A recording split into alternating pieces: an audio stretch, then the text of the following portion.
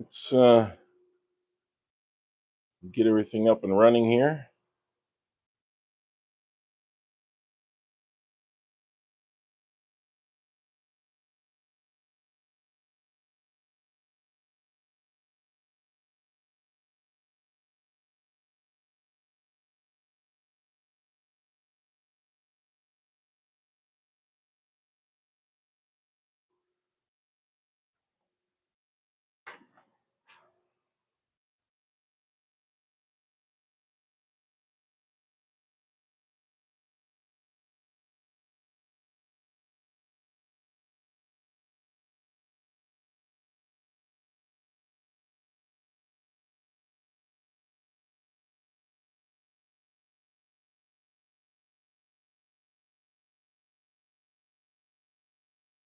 There we are.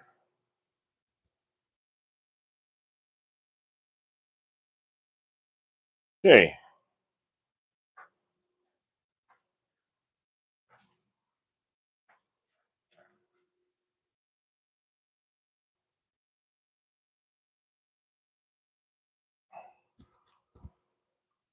I am here. And I am live. And so far, nobody's kicked me out. That's good.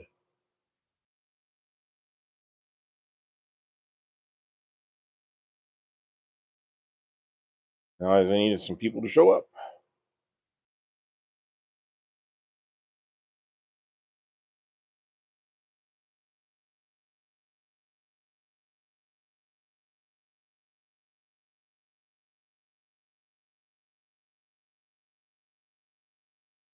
Ah, there we are.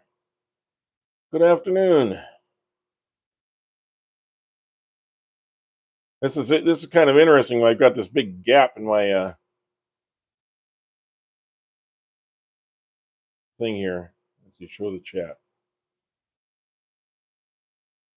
I have to scroll down and not see myself in the other part in order to see you guys in the chat. That's kind of weird.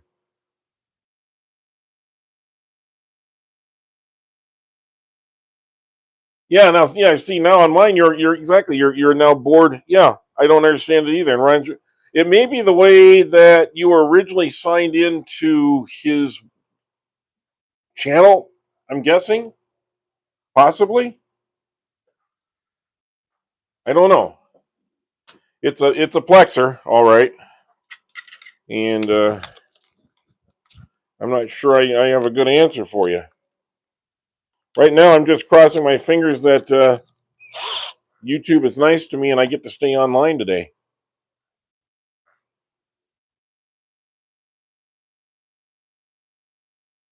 Well, I don't know. YouTube identifies you by whatever you log in as. So whatever you're normally, it says it. In fact, it asks you, well, how do you want to be shown? So I don't know why it would have anything different. You know, that's a good question. You know, really. I mean, I don't understand it either. But you know, like you said, it is what it is.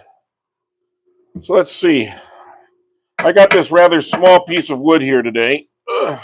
And I thought we would kind of see what we could do with it. I might have to take this over to the bandsaw and just kind of take off the edges a little bit first. I don't know. It's it's a pretty big piece. So while we're waiting for people to get in here, just give me a second here, and I'm not sure if I can even cut this thing. To be honest with you, I hadn't considered that before I brought it over here. Okay, give me a second to cut this down.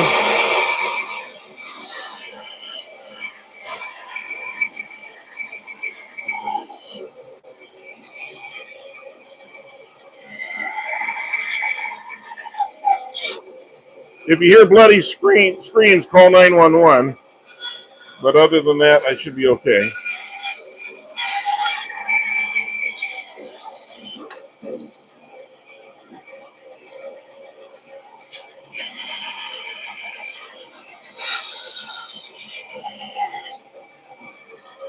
Here. Oh, a little bit more here.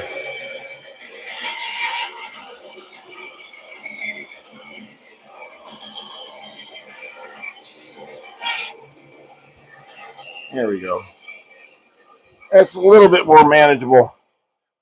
Little bit more manageable. At least it looks kind of roundish now, right? Instead of just oh boy, that was kind of dusty. Hope I didn't wake too many of the neighbors up this morning.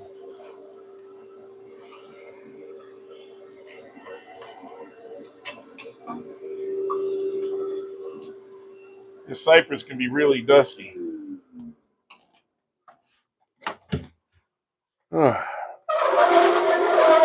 Okay. Well, now we got some people in here. Hey, Mike.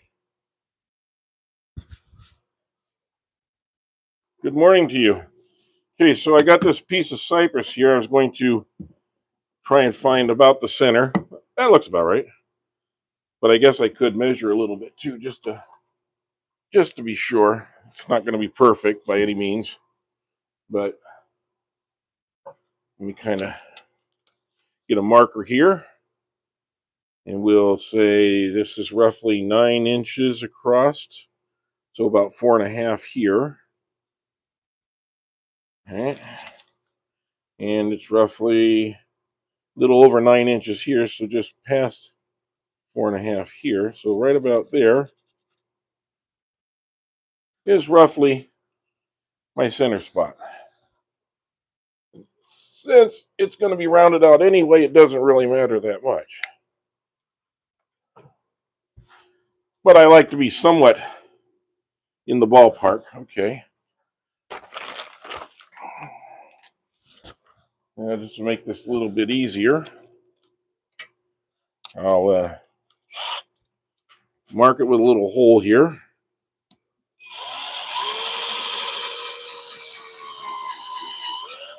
That smells really good. Cypress has kind of a fruity, spicy smell to it, like a peppery smell, maybe is the way to put it. And I don't know if cypress is a derivative of the pepper tree family or not, but it kind of has some of the same characteristics. If any of you guys are arborists or tree experts or whatever out there, maybe you could tell us, but that's just my general perception of it.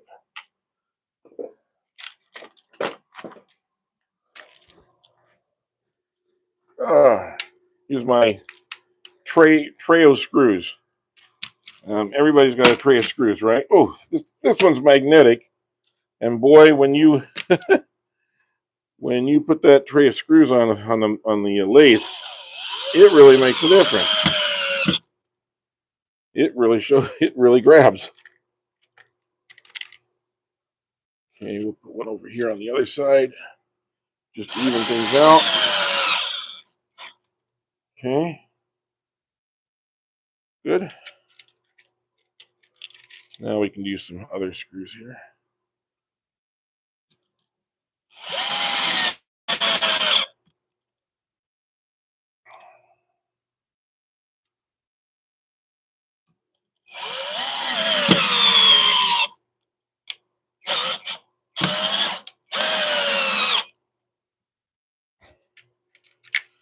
Okay.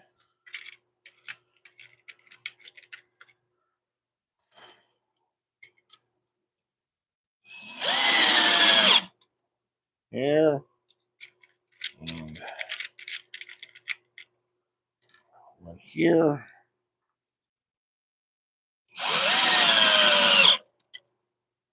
And maybe another long one here.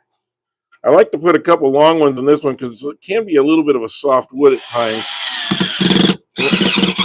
Ooh, that's not going to work. I think that one's due for the junk pile. We'll try that. Try another one. Here we go. I don't know if this will work any better.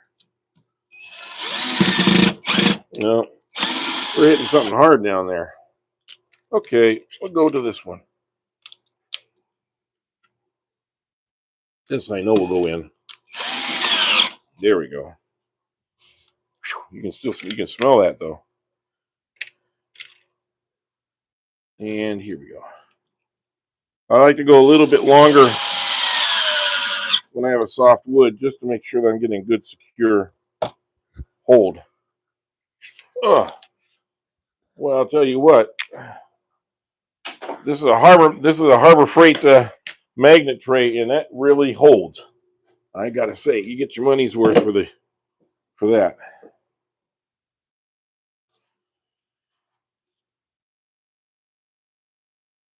Let's see what's going on over here. Yeah, if you would hit the button and give me a like or two, I'd appreciate that. That would really be helpful this morning. Hey, Mims, how you doing?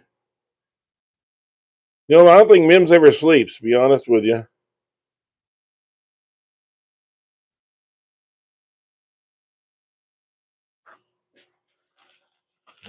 Mims and Michael are both up at all the strange hours of the day and night.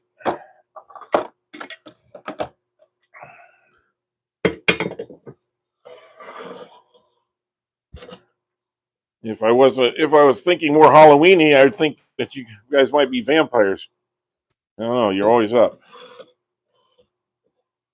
I'm gonna have to go at this one at a little bit of an angle because it doesn't have as much clearance at the bottom. This is a pretty good sized piece that we're turning today. Need that. Okay. Let me see what my speed's going to be like here.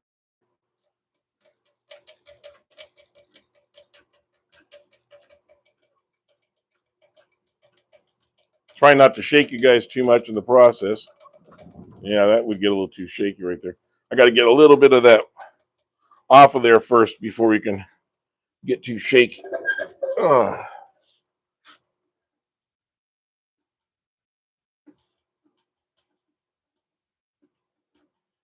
Yeah, competing for who sleeps the least. Yeah.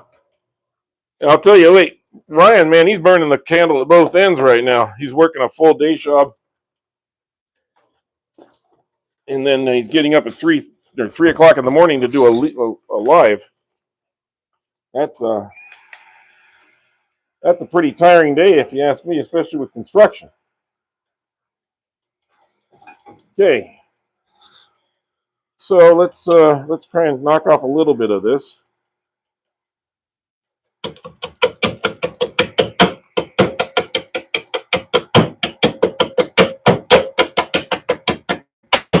Ooh, yeah, I'm gonna go a little bit lighter at first.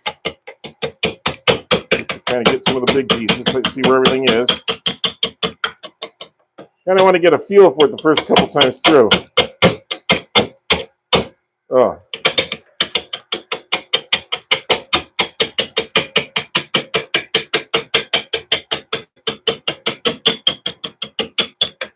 And for all you new turners, it's not the chips falling off that hurts, it's this right here, because this is where all those chips are kind of shooting right at your hand when you're really close. That's why you want to get around here as quick as you can. And also avoid the bark that's flying off.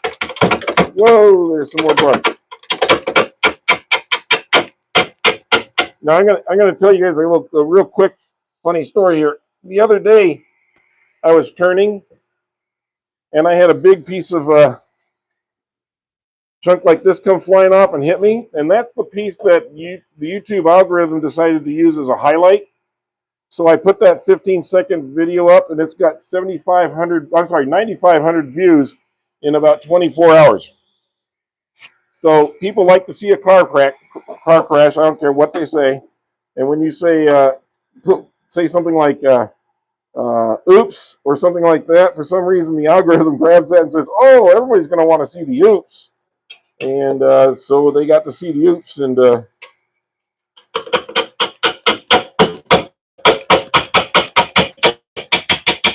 so if you're putting out content, try and put an oops in there.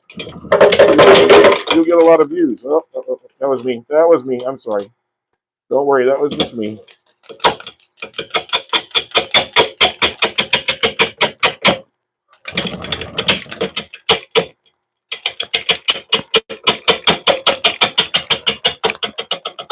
Once I get this rounded up just a little bit, I'll be able to stop it from locking and also be able to go raise the speed up here a little bit. Just trying to round it out right now.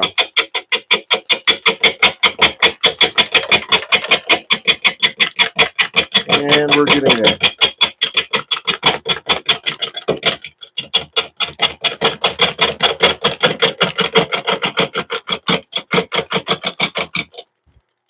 Right. You can see all this stuff is wanting to tear off. It's almost like grass. You know, it's a very grassy, like almost palm-like kind of a peeling off thing here. It comes off in big chunks.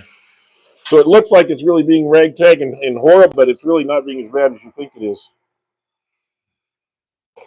It just looks that way. Okay. So when are you going to see me pins?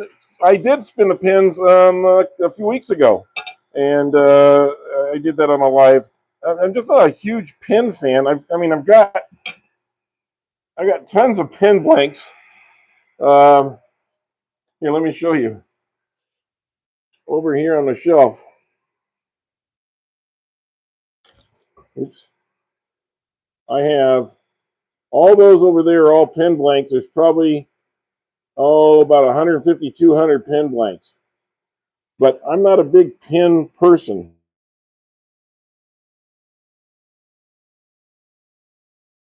all the time now. But I may do some pins still from time to time. It's a great question. I just, I've moved on to bigger things. Pins are nice, but they don't challenge me very much, you know. So that's kind of why I'm where I'm at. I may still surprise you. I may find some a project. I got plenty of kits. I've got lots of kits available here. So I was toying with doing a kaleidoscope, and I haven't done one of those in a long time. They can be kind of fun. You have to turn sort of an egg-shaped turn, and then you have to drill a hole through the middle of it for the kaleidoscope parts. And putting the kaleidoscope part together is actually the hardest part of this. It's not so much the turning of the wood itself. I'm going to try and get this cleared off a little bit.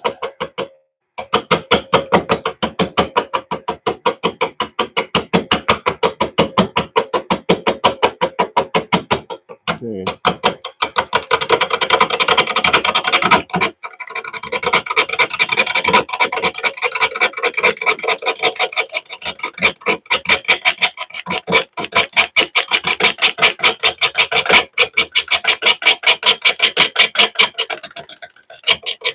I think I can. I think I can go up in speed now that I can get a little closer to this.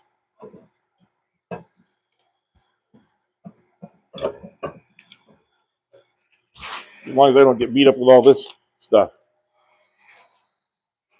Yeah. Okay. Let's increase the speed just a little bit. See what we can do.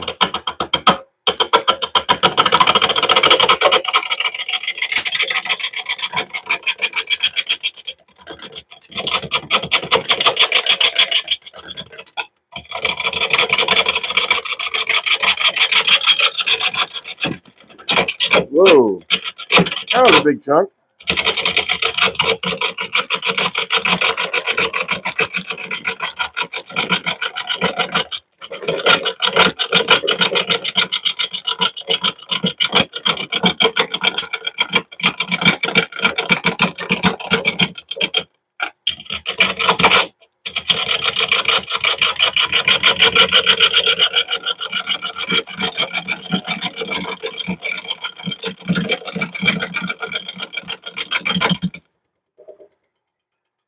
Okay, so if you want to see what I go through for you guys, there. Whew.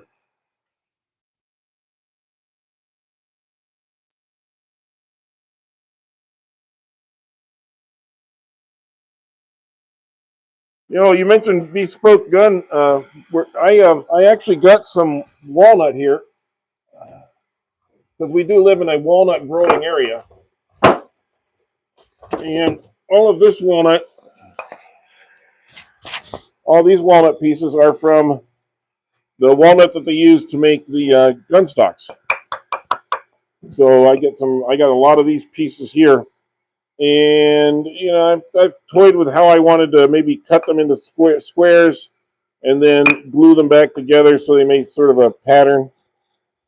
I don't know, but this is a good quality walnut. I think you can see it here.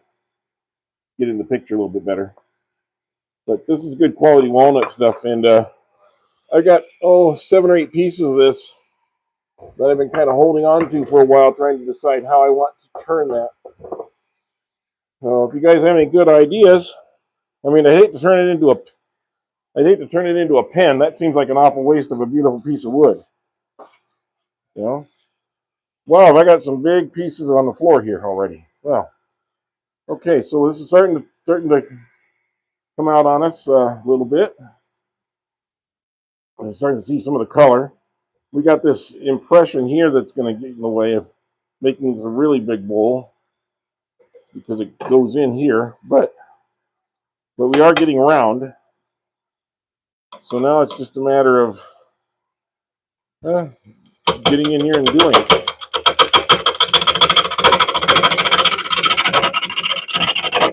No, that was dumb of me.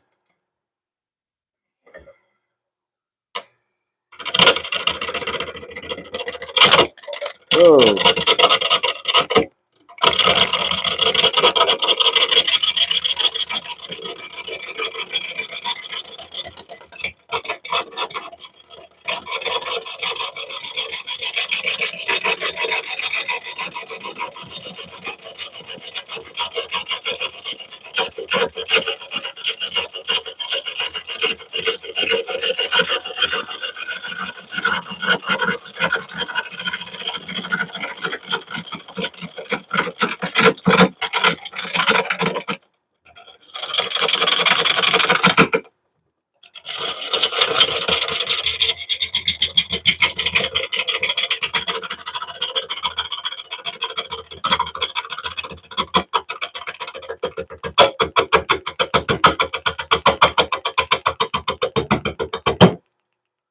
Okay, I think we are starting to make some progress because it's almost connecting here now. It's already connecting on this side. Maybe when I was putting that in, I should have taken that into account when I was putting where I wanted to have this. But anyway, I think we're getting pretty well to where we can spin a little faster. Yeah, right about there. Okay.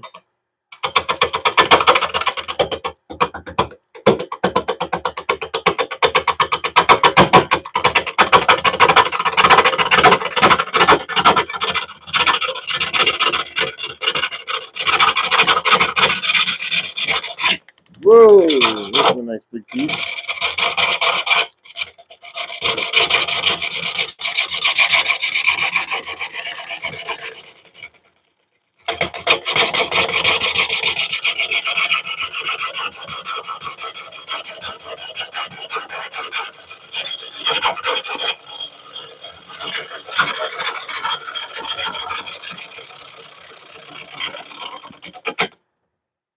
And for those of you that are new here, that's just called riding the bevel. You come in from the bottom and you ride this bevel all the way along, keeping that flat against the surface, and that's how you get that nice clean cut there. Getting a clean cut here, starting to fix this end grain here a little bit. And yeah, the only problem we got is this right here, which we might have to go into from the bottom afterwards too. So we'll see how we get to that. But I keep wanting to readjust my tool rest because I'm taking off about 1/4 of an inch or so at a time.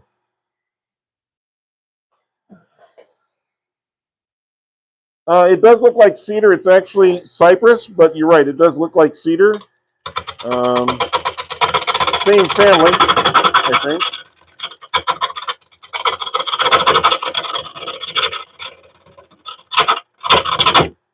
Whoa. And it's a little grabby. I'm going to have to go to a more severe angle.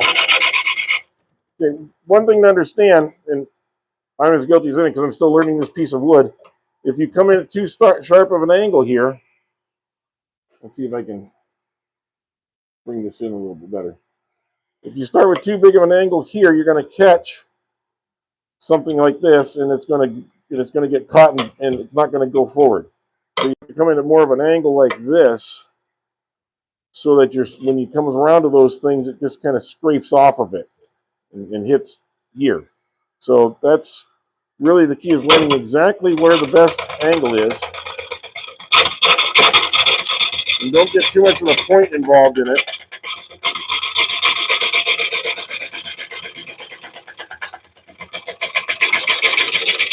And then you want to keep your eye up here on the top so you can see how deep of a cut you're getting.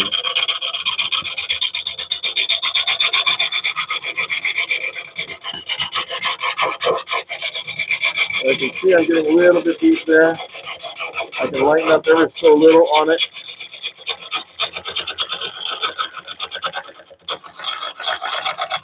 As I get towards the end here. There's still an awful lot of gap in there. You see that? How it's chipping along as it goes. That lets you know, even without stopping the turn, that's what's going on.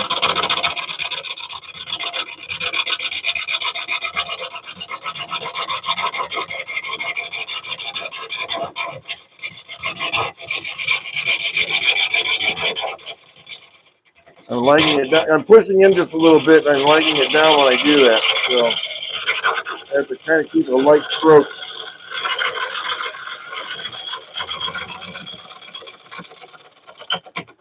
When you hear that slowing down, it's because I'm trying to take off a large amount of wood at one time. And by the way, look at that hole right there. I'm going to have to look at that.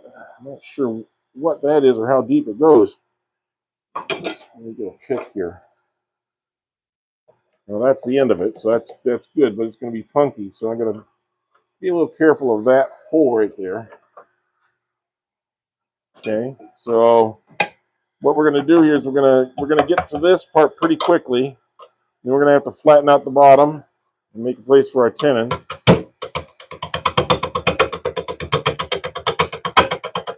So I might as well start making that cut now, just so I can define it a little bit.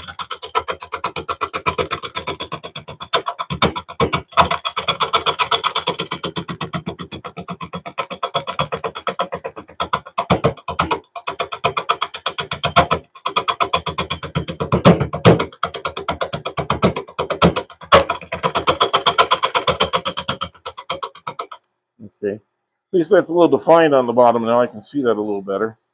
Now I can come up from here.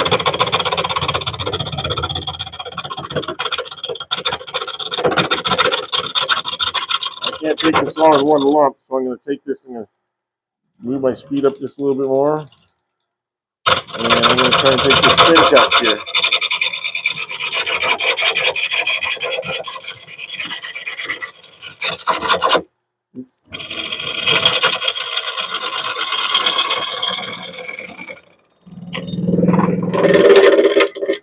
Whoa. That kind of sped up on me here. There we go.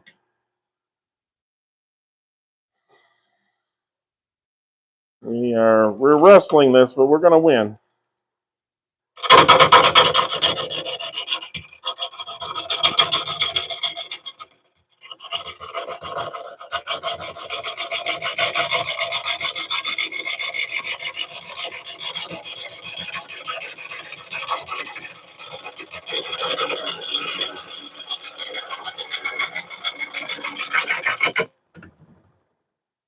What this has at the end is has what's called the build-up potential energy. So when you start slowing it down, by taking deep cuts, it has to catch that energy back up. Sort of like lining a rubber band. So when I get to the end of this cut here, you'll hear it kind of pick up speed a little bit. That's why I have to be really careful as I get to the end.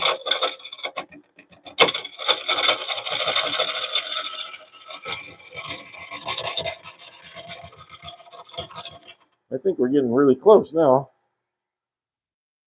Got this. Now we are all the way around here, so that part's good. It's just this part right here, which we can take out with a little bit of shaping, so we'll be okay with that. Okay.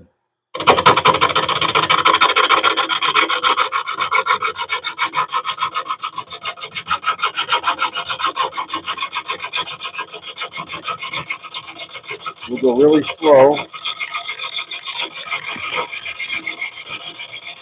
Let the tool do its work. Oops.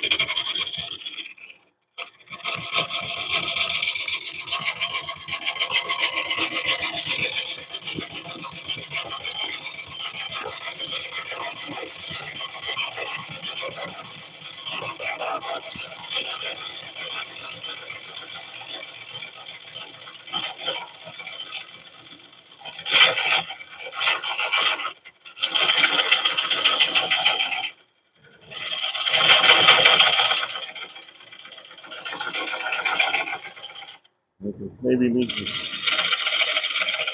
make a little defining motion here.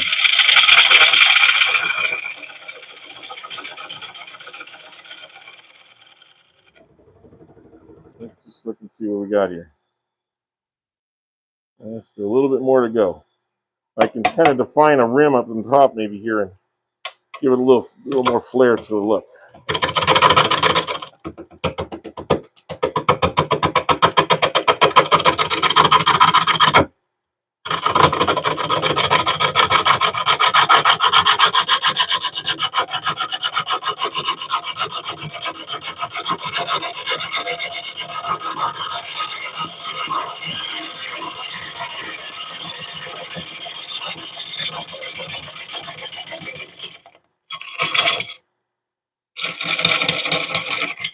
Go right in there.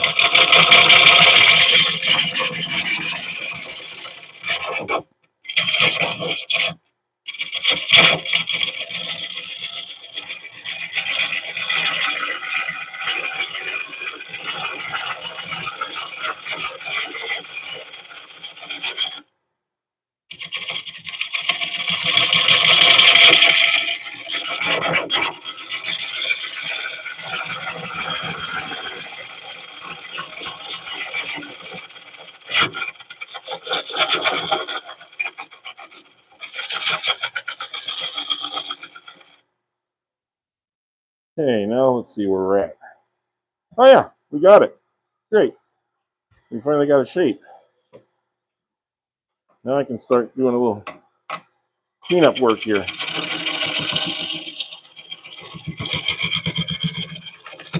Oh, there's a little piece.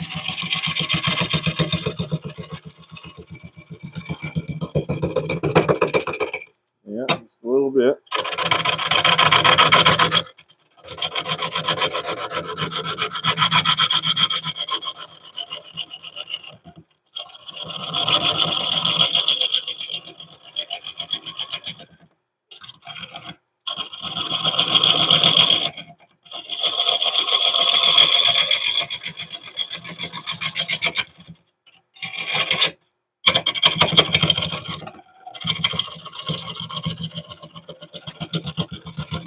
Okay, what do we got here? Oh, that's right, chipped out. That actually chipped out a little piece here. Jeez, that is going to be tough. Okay, well, this is why we turn. I mean, you know what? I'm going to get this bottom cleaned up a little bit while we got the chance. Then I'll go back to the top, to the sides. If you can, hit the like button. I'd appreciate it. I'm doing this for your viewing pleasure as much as getting a piece of work done I needed to get done. So, what's going on in here?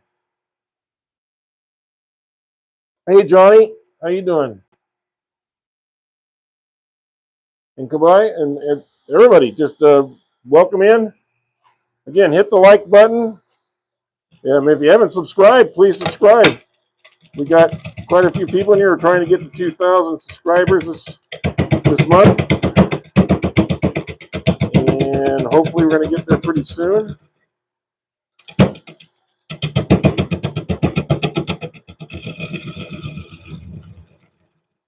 There we are. Okay, come in here. I can kick the speed up here now.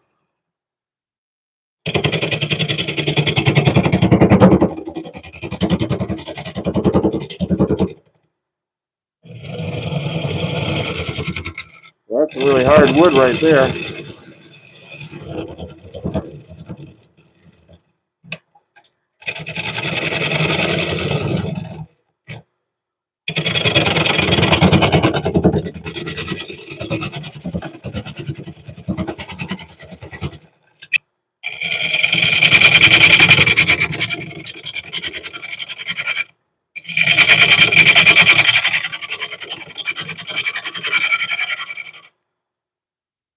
Yeah. What I want to establish here, if I can, oh, we got a nice crack I didn't see before. That's not going to be fun. I'm going to have to deal with that because with tear out and so forth, I got to make sure that I've got a really good, solid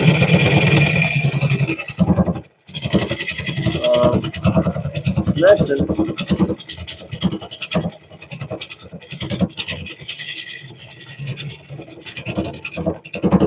I got to have some good, solid wood. I can't have wood that tears out because it won't hold the tenon. So, okay, well, you know what? Let's deal with that a little bit right now so I can come back to it in a bit.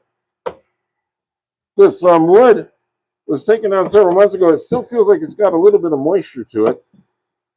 I don't know. In fact, I think, see if I can check that. Check the moisture content on this thing. And let's see. Come on. Oh, it's on. I think it's on wood. Okay. I'm not getting a reading there. Let's see. Oh, there we go. 9.3, 9.6. 9.6. That's a little bit wet. I mean, that's pretty close considering the time of year it is. And remember that wood will also acclimate to the amount of moisture that's around in the area. Because it's still, in a sense, a living organism.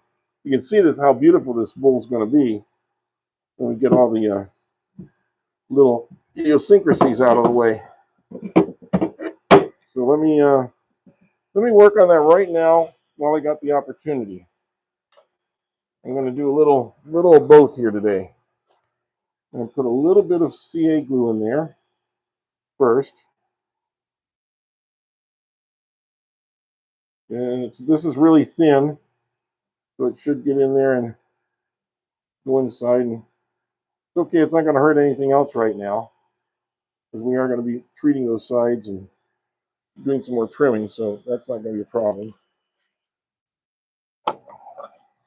I'll spray a little accelerant in there. Whoa, look at that pop up.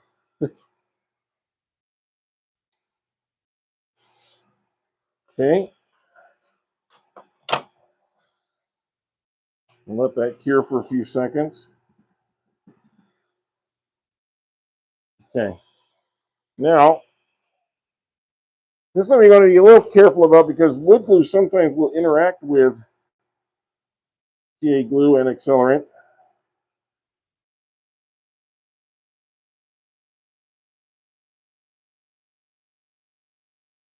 In fact, sometimes you'll even see a little bit of smoke coming off of it. I just want to make sure this isn't something that goes through the bottom and into the inside of the bowl if I can help it. It is a little bit of stress. It's not. Well, I'm not sure where the stress is coming from that's pulling that. Quite honestly, I'm not sure why the bull would have a crack there. But we'll see. Okay. Next step: get the fine dust.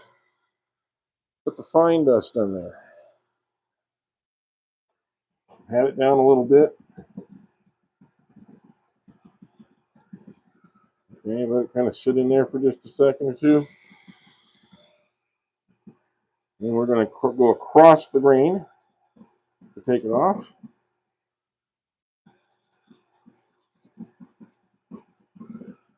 Okay. And I'm going to let that just sit for just a minute, just to kind of settle up a little bit. When we put this back on, we'll go back to turning the sides for a little bit, let that kind of set up just a little, and then we will continue. Hey, Margaret. Hi, Gilded Warrior. Margaret. I'm going to say Motseki. Just leave it at that. Hey, Mahmood and Margaret, you say you're just beginning. Is that you or me? You talking about? Is the video just beginning, or are you talking about you're just a beginner? Not sure which you meant by that. Please say hi to the guys that are in here. Mike is making stuff is in here, and Michael Wilson is in here. They all have their own channels. In fact, if you get a chance sometime, Michael, if you can put up some of the channels, I would appreciate it so that people can check out some of our friends. I don't know if Dave is back from our Canadian here. Oh, Michael, you're in the background. Okay. Hi, Hassan. Well, Michael, you're always kind of in the background. You're lurking everywhere, it seems. We always know you're out there somewhere. I'm gonna turn it on just a hair. Okay. Well, this is kind of satisfying. This part, you get to see the pretty flakes come off too as you start to round the bowl just a little bit. And we get actual curls. Getting actual curls now. So that's good.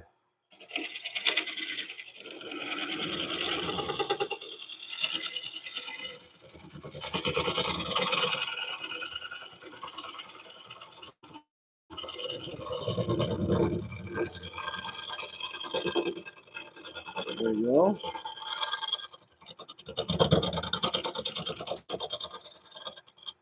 If you can, hit the like button, please, or double tap your screen. Would appreciate that. I got to do something with this here. That's my big issue right now. So I think I'm going to just give a little salute to the bowl.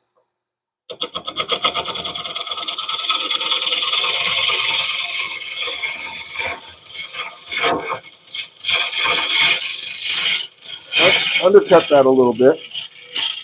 And give the bowl a little style.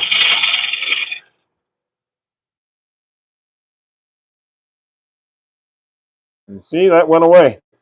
We undercut that so it won't chip off anymore.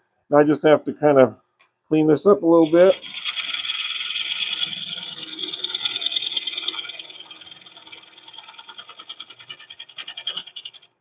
But I do need to cut off this edge a little too. Make sure that this edge is nice and clean. I don't want anything breaking on there.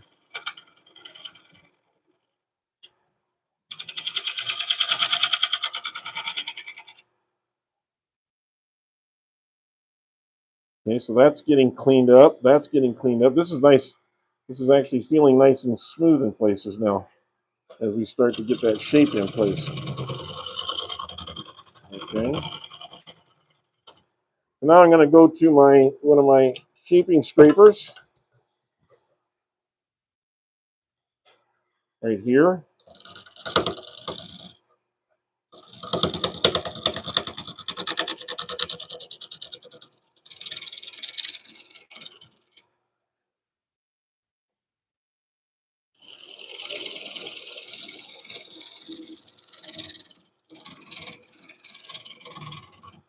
I'm going to use the other one, I think. Not giving me what I want out of it. Oh.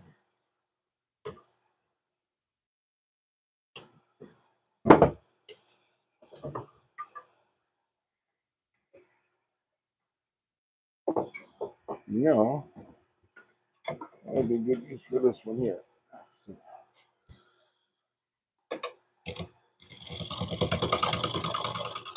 I usually use a scraper on the inside, but I thought I'd give it a little try on the outside here just to see how it does on this curve.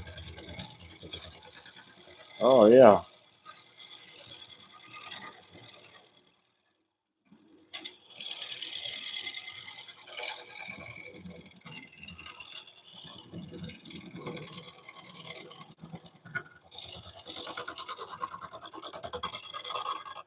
And look at those nice curls that came off with.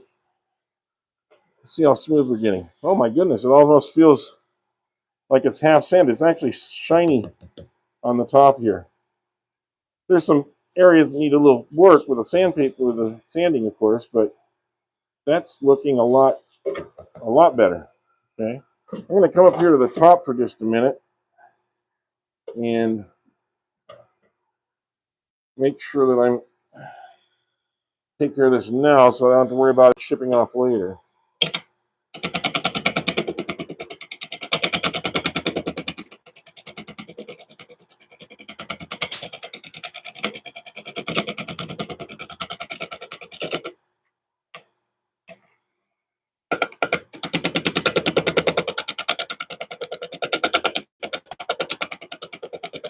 I just have to like to have a little sharp edge already flattened, because a lot of times when you start to get the wood a little bit thinner, you can chip off a piece, and then you got a bowl that has a cracked edge. I don't like to have a cracked edge if I can avoid it, so you try and take care of it now. So you can crack right here. Any of this can crack, so even where that knot is. So I want to be really careful of that, and that still may happen to me. So one of the things you get with a little bit of experience making bowls is you get to start watching for what can go wrong, not just where you want to go with it. Well, let's see what this backside will do now.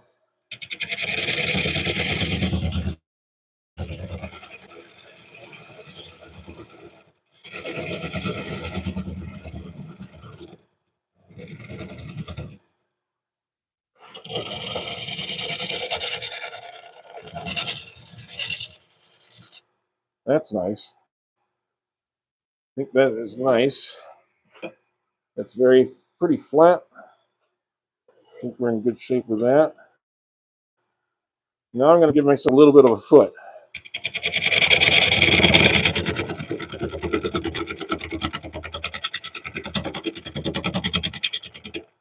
Just a little bit.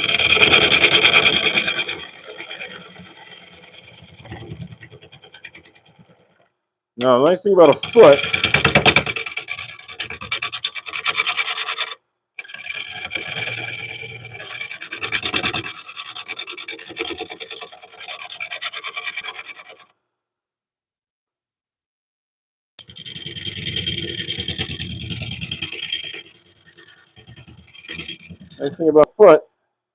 is now when I make I'll have to clean this up a little bit, but once I have this in, I put my mitered tenon in here.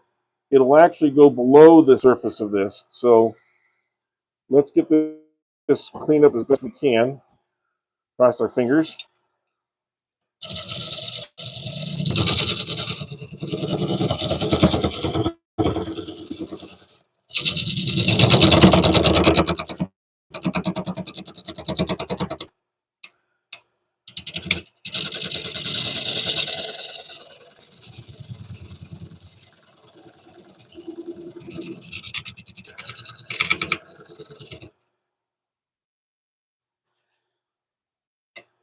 make that foot as clean as we can. Okay, good. I'm still dealing with that crack, but it does seem to be holding in there, so that's good. Got this straightened out. Okay.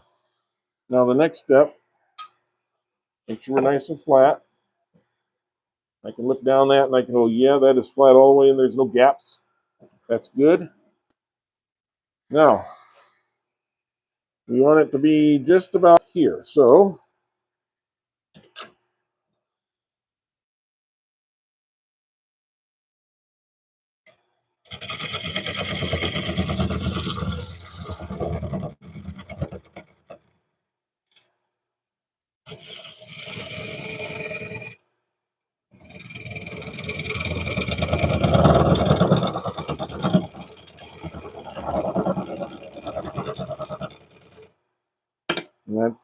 that's actually deeper than I usually like to go. But in this case, I think it's going to be necessary. Got a little bulge in the middle. We'll get rid of that. Flatten this out.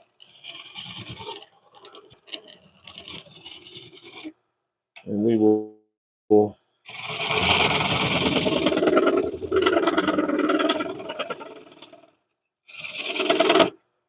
I think I need to go just a little bit wider.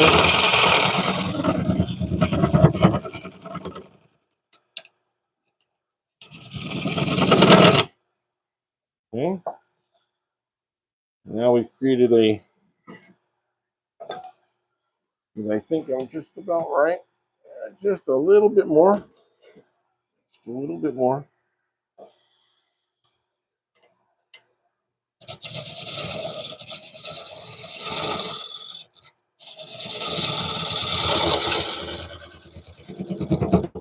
One thing to always remember is when you're taking something off one side, you're actually taking double the amount off. So you don't want to take too much off in a bite.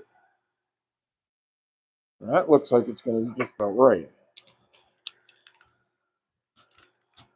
Let me get this closed all the way up. Yep, that will be just about right. Now, I'm going to go just a hair deeper on this particular one. I don't normally do that. I'm going to go a hair deeper. I want to make sure I got a really nice, good flat surface. And I'm going to have to go up against that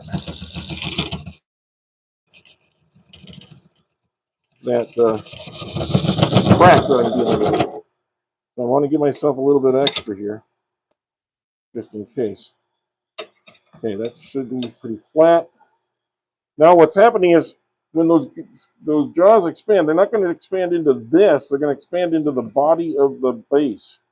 They're going to expand right here. I don't normally go this deep, like I said, but with this piece of wood, with the crack I'm dealing with, I'm going to do two things. One, I'm going to make sure that crack is in the middle of one of these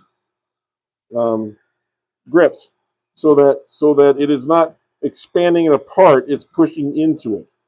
Okay, so I'm going to make sure I got that on both ends. It'll be about like that. And that should take care of most of my issues. Now, just to make it a little bit better, another little trick, another use for CA glue sometimes, is you can do just a little bit of CA glue here just to kind of strengthen that piece a little bit. But you got to be very careful because it can also swell the wood and make it so that it doesn't hold square. And that can happen. So we want to be really careful with that. But that's just a little trick I use sometimes. Okay, let's see where we are comment-wise. And catch up with some people. Oh, good. Thank you, Michael, for putting those up there of some of our friends. Hey, Peter and Nizrat and well, I'm going to say Sepresh, but I'm not sure. And all of you, thank you very much for coming in.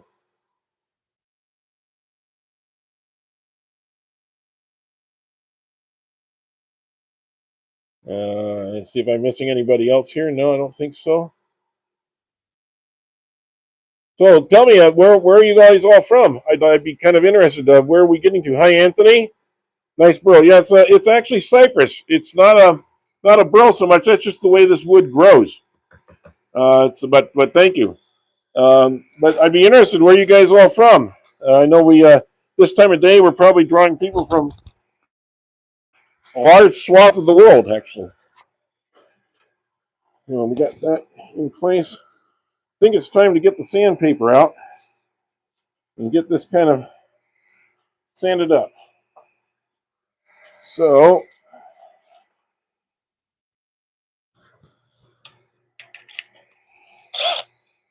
and allow me to show you something here, if I can. We have removed quite a bit of. We've removed quite a bit of, of wood so far. I'm gonna have to. I'm gonna have to vacuum some of that up. So give me just a second here, because it's becoming treacherous just to stand around it. So we'll use my handy dandy vacuum system here.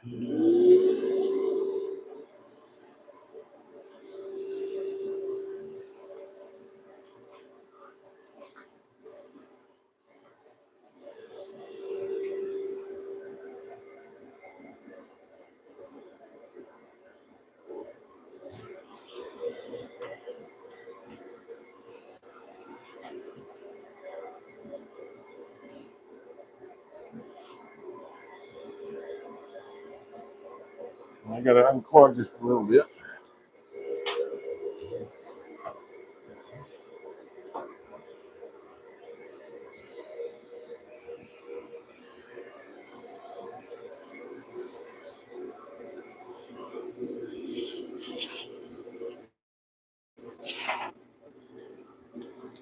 Oh, I got a little something caught in there.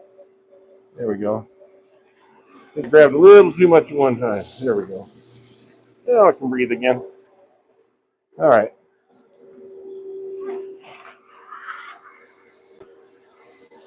Yeah, it's a problem when you go get too much because you get those big pieces of bark that are stuck in there too. This is going to fill up most of my 5-gallon jug with chips already.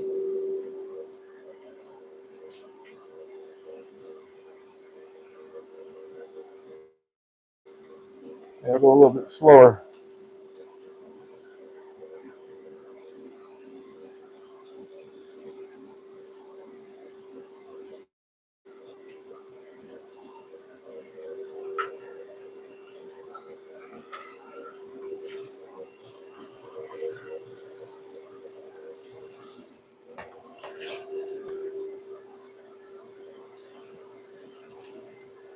It's a pretty good collection system, but it does get filled up with debris sometimes.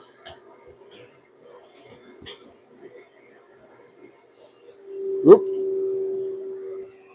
And when it does that, I just need to clean it out real quick and just keep going. So now I'm going to do some of this.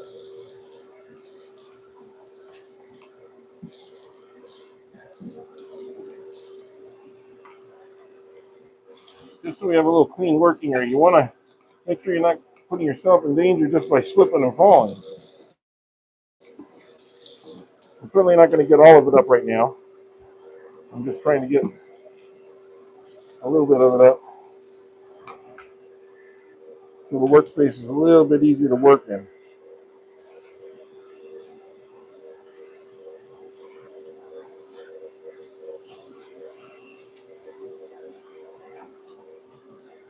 Some people like to really spread out. I tend to be one of those people who can work very efficiently in a very small space.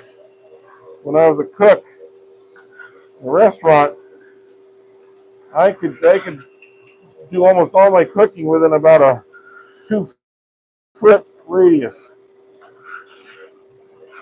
I didn't have to spread out too much. All right, that's enough of that. We'll get you back to watching me do something besides vacuuming. If you want to watch vacuuming, you can probably do that at home. So I'm sure you don't need to be watching me do that. Okay, let's make a little bit of space and shape here. Turn on my dust collector. We got. Make sure making sure we get nice, smooth end grain. Because if your end grain looks sloppy, it takes away from the look of the wood too.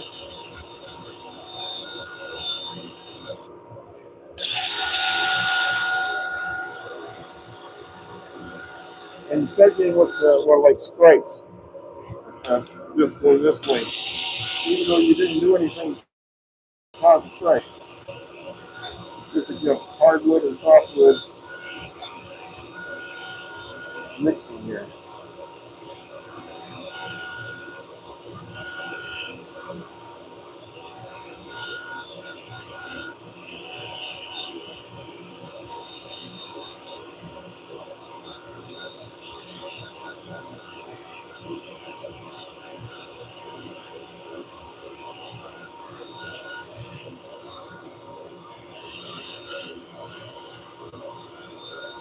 I'm going to leave that in there, and that's going to be a nice little looking. That's actually going to look really nice when it's finished up. People will actually be drawn to this little surface, which is kind of odd. Sorry, I didn't bring you back over. Um,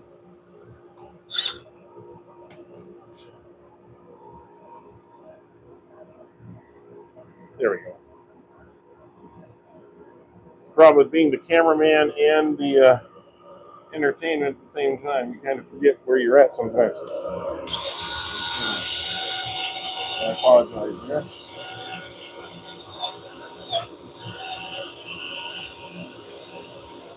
Let me turn this on. Get that fan down a little bit. It cleaned up a little bit with the sandpaper. It won't be perfect, but at least it'll smooth that out a little bit.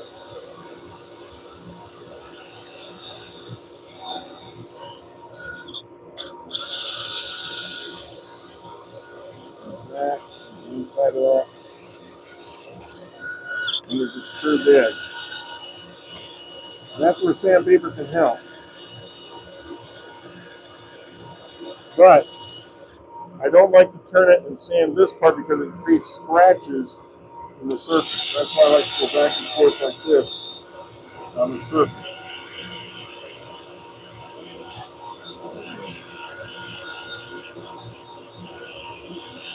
Also, on this, I'm removing any of those little slops and stuff that came down from the PA glue.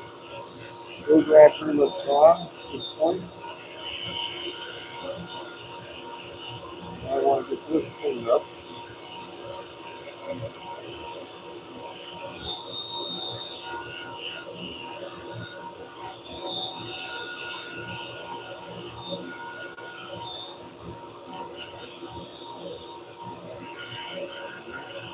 And this is about 60 grit that I'm using, 60 or 80 grit that I'm using right now.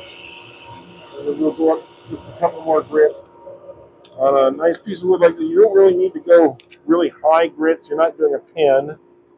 And usually 240 is about as high as you need to go. I'm going to go in reverse here. And doing a reverse gear allows you to get some of the strands that are already facing the other direction.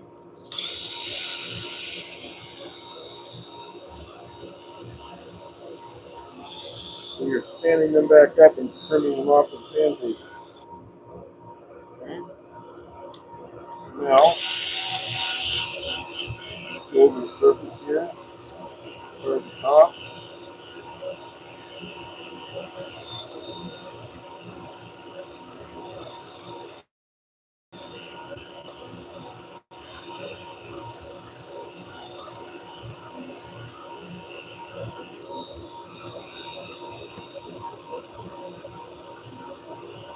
little bit of sharpness off that edge.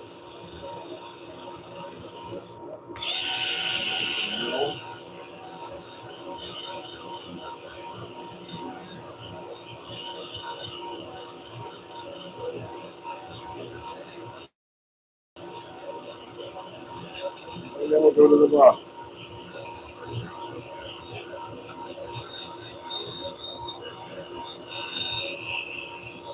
We're going to do this with the 240, and then you're going to see something. So stick with us here just a minute. Hey, Anthony, you're in Toronto. Great. I've been to Toronto. It's a beautiful place. I've been up in the Space Needle in Toronto. I'm not a big fan of heights, but it's a beautiful view of the city from up there.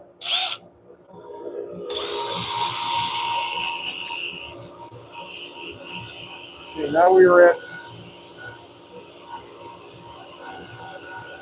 240 grit.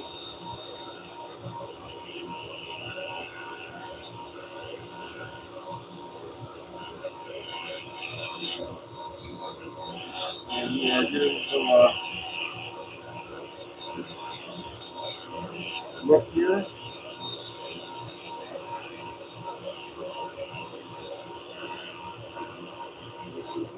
These are little minor cracks. I don't think they're going to be any big issue. I don't worry about them. We just add a little character to the overall bowl. We'll see more what goes on when we get inside. And if it becomes an issue, we can fix those too. I've shown you guys plenty of times now how to fix cracks and rolls. They're not as scary as you think they are. They do take a little technique and a little practice. But if you become pretty good at it, you can resolve most of those crack issues. Unless it's a deep crack. If it's a deep crack, your best bet is to throw the piece of wood into the fireplace and go get yourself another one, because you don't have time to spend fighting something all day long. That's not going to be worth it. So evaluate the situation as you go. All right, let me wipe this off just a little bit, and then we'll put a finish on this, and you're going to see this thing pop. You will not believe how the color is going to jump out of this in about 1 minute. And please keep hitting the like button. I'd appreciate it. See, there's like 65 of you in here at the moment. Please hit that like button, because I think you're going to like this a lot. We only have 31 likes so far, so let's see if we can't pop that up a little bit.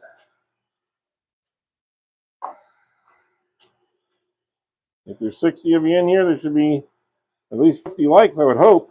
I hope you like what you're watching. Otherwise, I guess the question would be, why are you watching if you don't like it? So,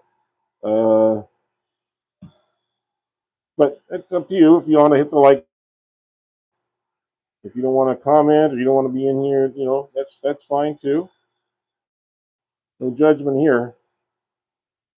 Either way, I'm going to make a bowl that you can see the color starting to pop out in this piece of wood. This is, and it will get absorbed into the wood very quickly. And it will keep drinking it in and drinking it in until it's not thirsty anymore. So we put on the first coat here. Make sure it's everywhere.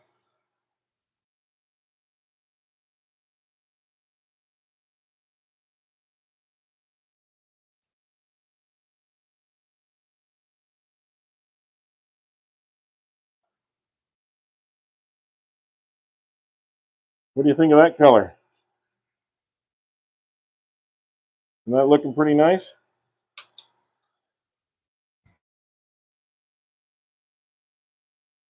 Hey, Prudencio. Does that look pretty nice?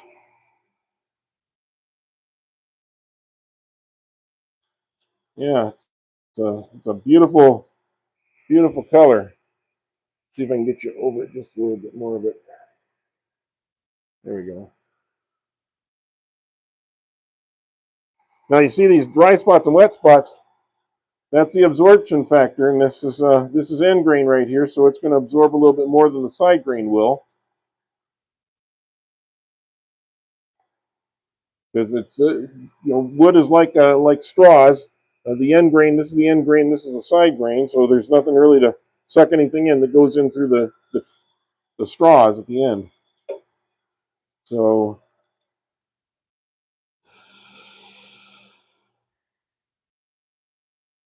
I mean that's set for just a minute. And we'll put another coat on there. If there's any questions you have, now's the time to ask them while I got a little bit of a break here for a few seconds to let this dry suck in the first coat. Then we're going to be turning around and making this into a bowl, kind of a bell shape, so that'll be kind of interesting.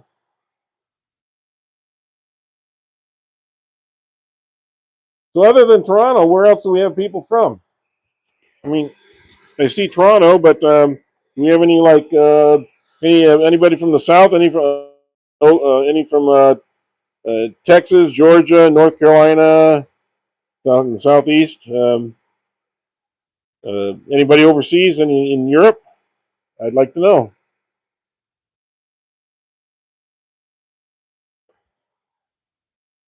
Feel free to write in the comment section. Nobody will bite you. Okay, so we're going to put a little bit more in here.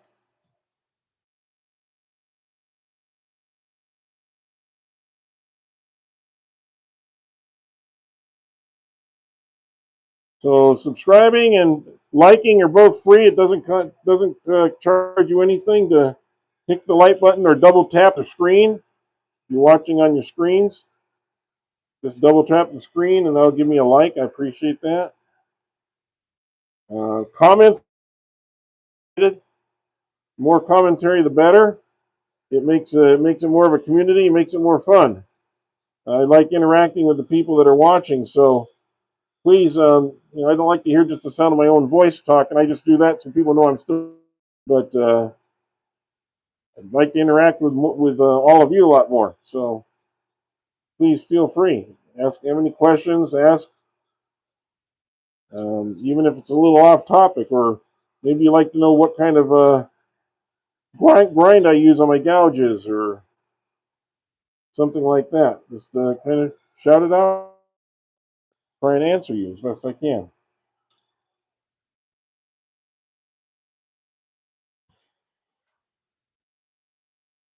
Michael, you're still there. Good. Well, I know you got a lot of other obligations, little ones, and you're trying to get your short up today. I think that you said you wanted to get up. So now this particular kind of wood, I found that it works best with a gloss finish at the end. So right now, this layers of tung oil are going to continue to make it glossier and glossier. But then I'll have to do an overcoat on it later to get it up to full glossy status. So it just seems to stand out better with a gloss finish. But you can really see the grain here. You can get in on the grain a little bit. It's got a beautiful grain in here. And I want to make sure that doesn't get muddied. It almost looks like a tropical wood here that I've used in the past. So I really like that. So see what we can do there. Okay. Well, that's 2 coats, and I think that's enough for now. So I'm going to wipe it off. If I can find my towel.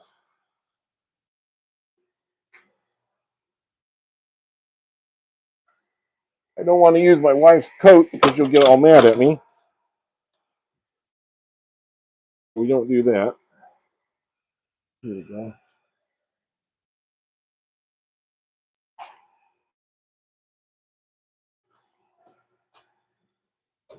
Just kind of wipe this down, and you'll see it has kind of a matte finish to it. It's okay. And that finish is just all right.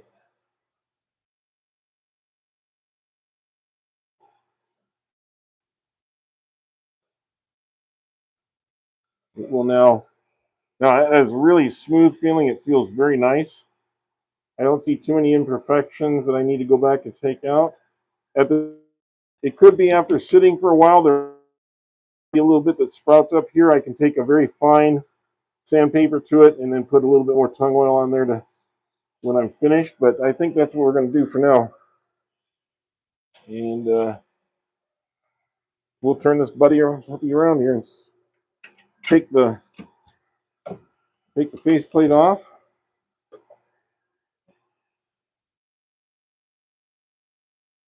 And okay, let's start removing the screws.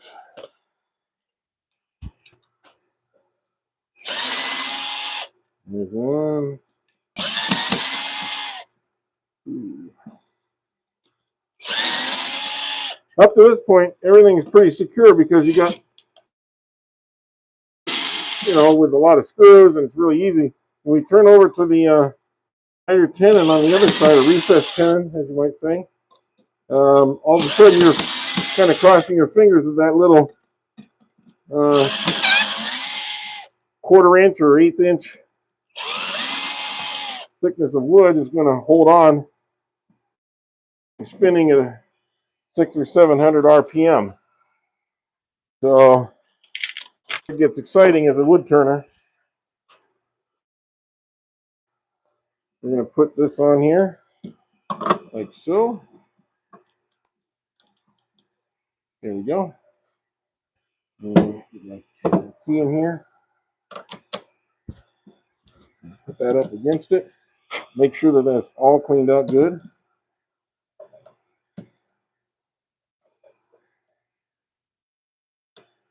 We got a really good feel for that. Let's see, make sure I got it just like that. Okay.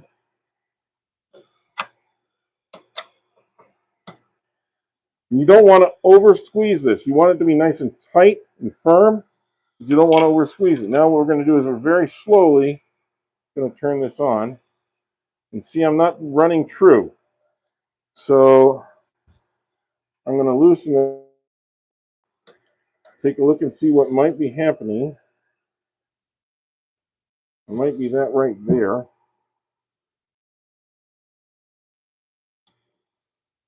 Okay. And let's see. Can I get in there? With a little bit of a lip. Let's see. Oh, wrong one.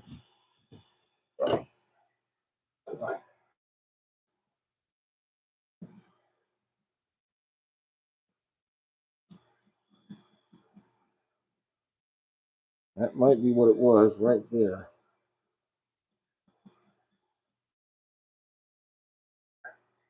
You make a big wobble on the rest of it. So you really have to be careful when you're making these miters. A flat surface down here. I don't know if that's going to fix it. We'll find out. Identify where the crack is again. Get it right in the middle of that.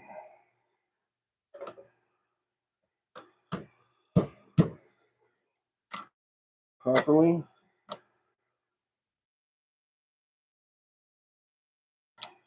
Okay, let's give it another turn. A little bit of a wobble. I think I might be able to have to work with it that way. That's okay. I can do that.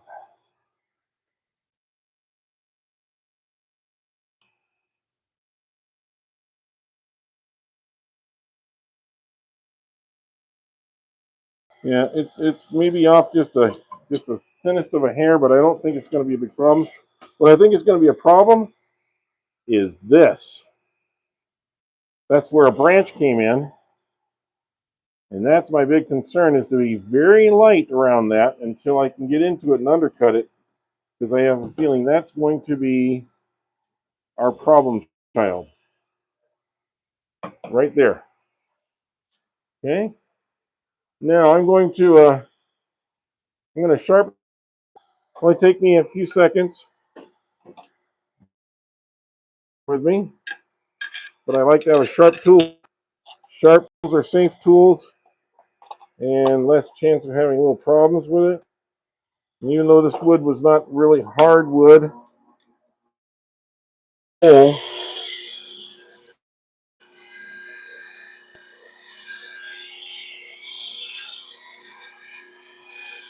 I just want to make sure that my edge is nice and sharp again.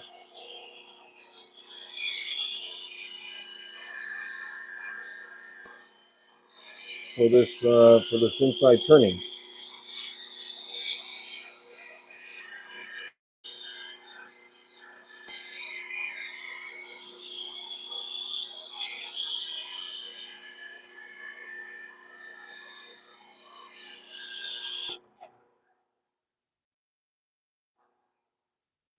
Yep, it does it. Yeah, 30 seconds or so is all it takes once you have your setup. Okay, everybody ready to go here? Rock and roll. We're gonna go in here and see what we can see. Now, I'm gonna start by doing this, just to kind of establish an outside, or I should say an edge.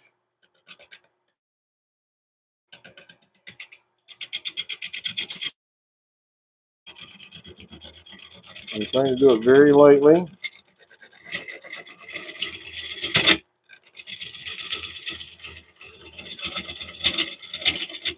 Okay. At the same time, I'm going to come over here and try and establish this.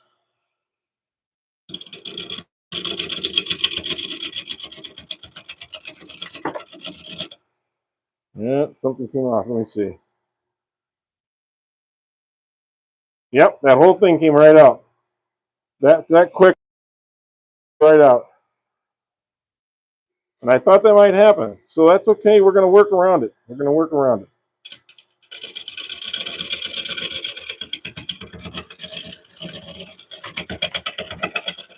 And honestly, now that it's happened, I don't have to be quite so pussyfooting around the rest of it.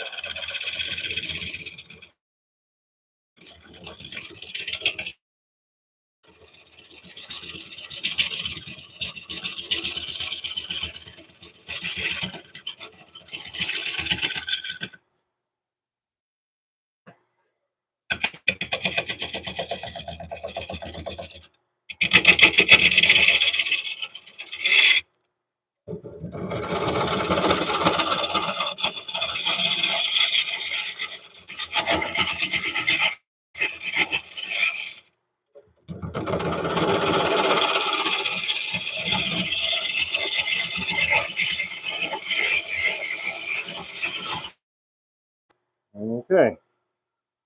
Now we kind of gotten rid of the surface that was a little bit rough.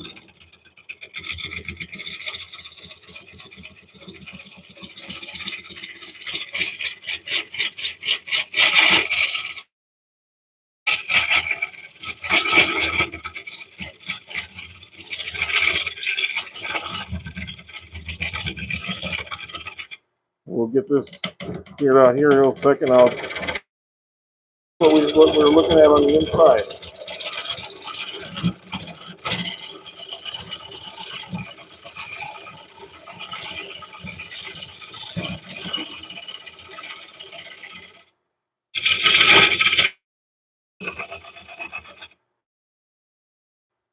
Okay. Let's see what we're dealing with here. Well, obviously the screw holes still that I had in there, those will be there for another quarter inch or so, and then I'm dealing with this on the side. You know, I could find that, glue that back in. I'm not sure I want to. No, I think I'll leave that void as it is, and we'll just sand that out and just make it part of the interest of the wood.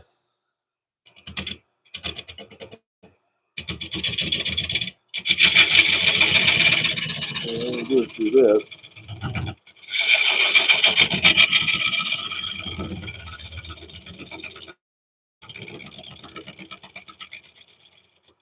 There. I want to get just below this. We'll just do that a little bit more.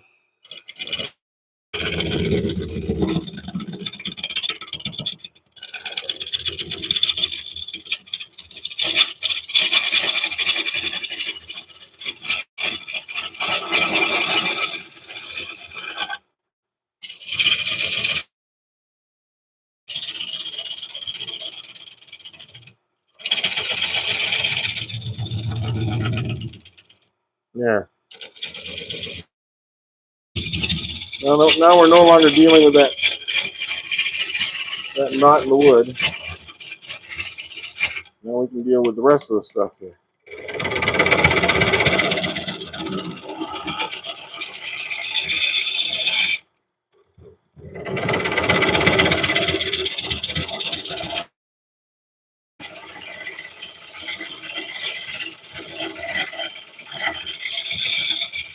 Now there's a tendency when it comes off that easy to happens is you'll take a little too much off and then the tenon gives or breaks. So I want to be really careful when I'm doing that.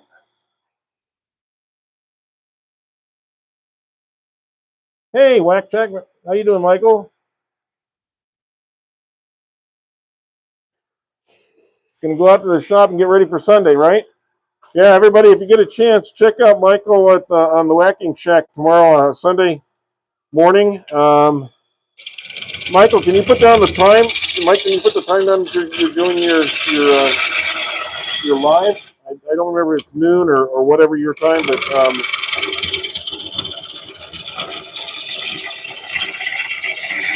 I invite everybody to the Whacking Shack. You see the right here, and check him out. He does a lot of independent work. I don't know what you plan on doing tomorrow, Mike. If you want to tell people, go ahead.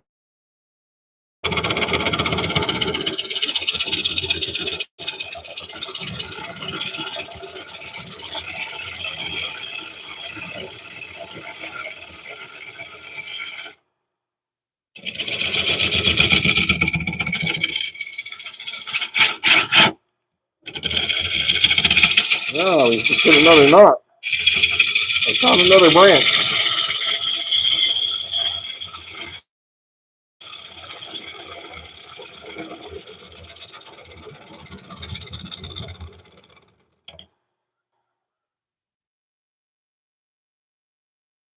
Right here. Branch. There's a lot of little branches or ones that were trying to become branches in this wood.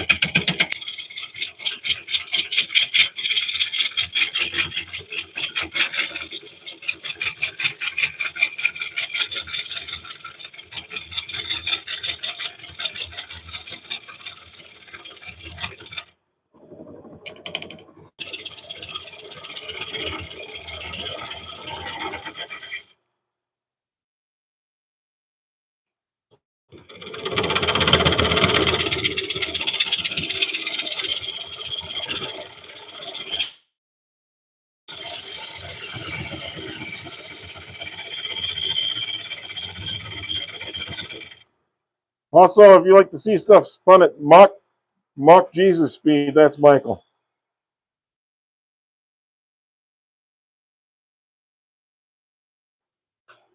He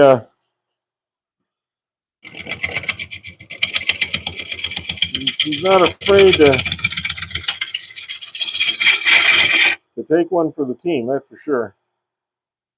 But he does wear a mask. as we all do now. Okay, I'm not sure what's making that chatter.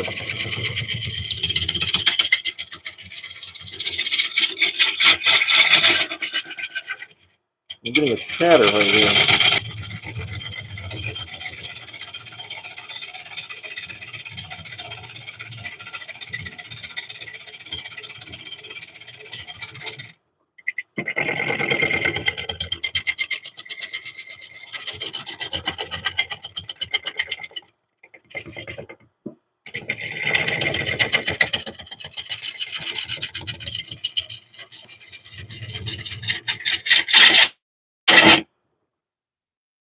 And I have to start looking at my shape here a little bit too. So I know it goes in here, so it can't be out here when I get down there. So I'm going to have to shape it in just a little bit as we go.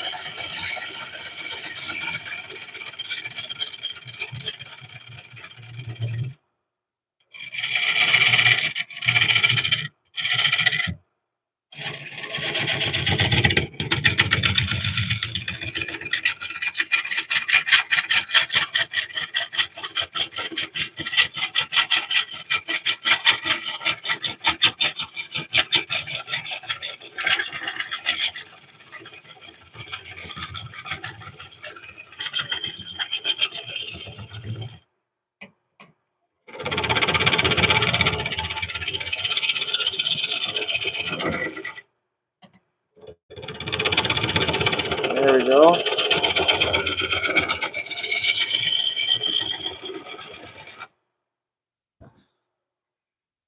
Right.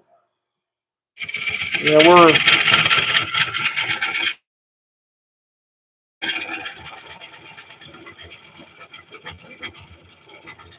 for the longest time my channel was mostly doing videos and shorts to help with turners and to help people in the shop and give them some good tips and tricks and things like that in the shop. Everything from building a Moxon vise to sharpening chisel tools and so forth.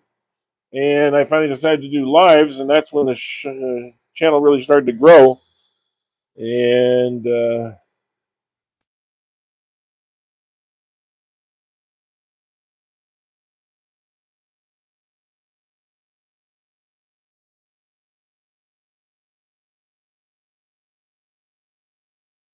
my blanks don't turn out too bad. Yeah, your Mike, your blanks are wonderful, actually. Uh, Mike makes some great glue ups with Celtic knots and other things in them, and he's really gotten really good at that very quickly. Mike's kind of a natural, um, fearless.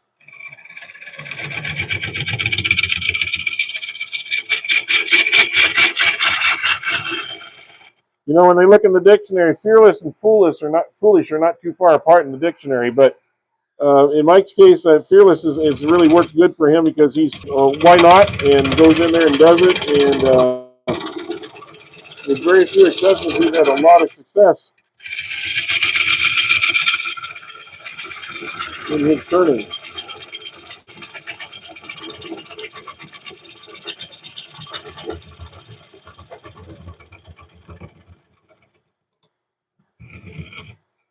And I'm really proud of how far Mike's come.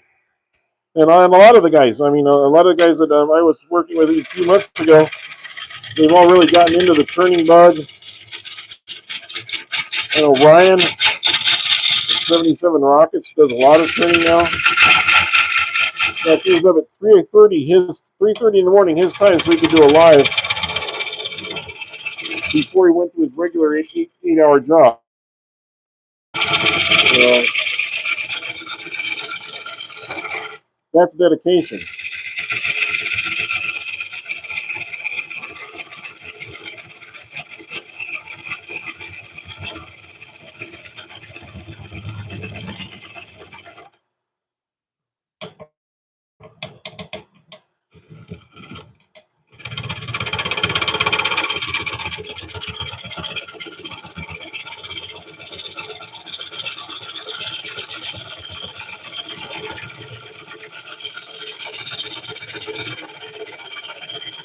And you'll see a lot of the places in the description to this video um, that you can connect to and watch some of their work. So check out the description too. I put them in there.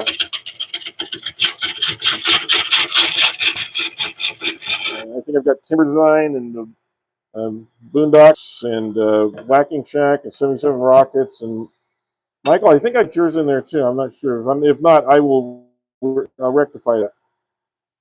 Okay, so now we're getting to the part where it's sloped in. I got to make sure this slope on the inside stays the same and I don't go past about here where I'm going to cut off and now I have a giant ring. So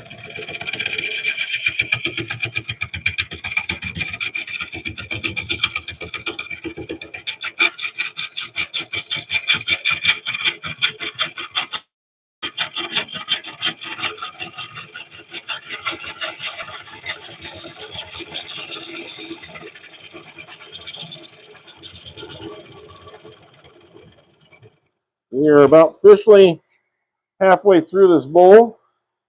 I'm going to go back and clean up the sides right now, and then we'll move on.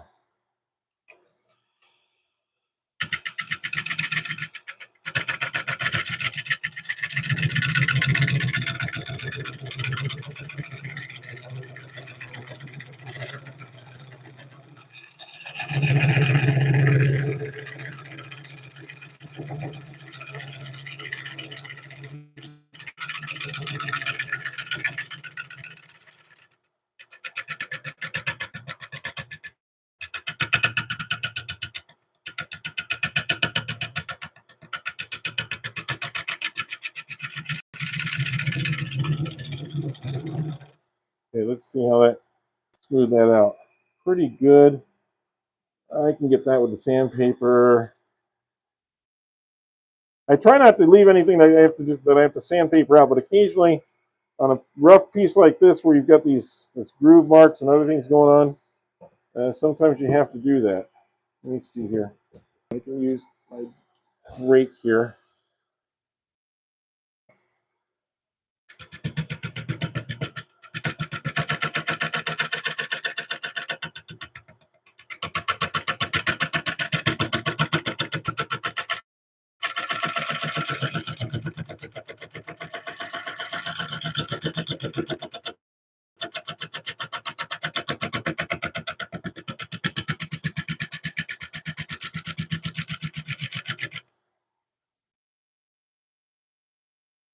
So it's got that groove right there.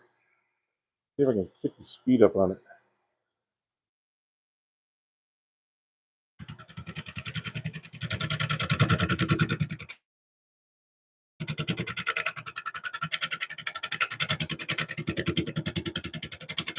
That gap makes it skip just a little bit.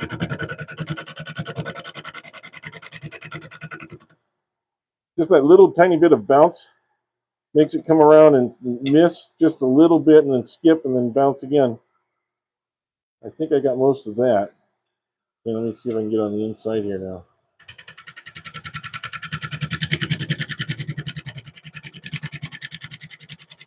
That curve. Very, very, very light touch. We don't want to get in that gap. Okay, now I've rounded that over really nice. Okay. Get on the outside here just a little bit.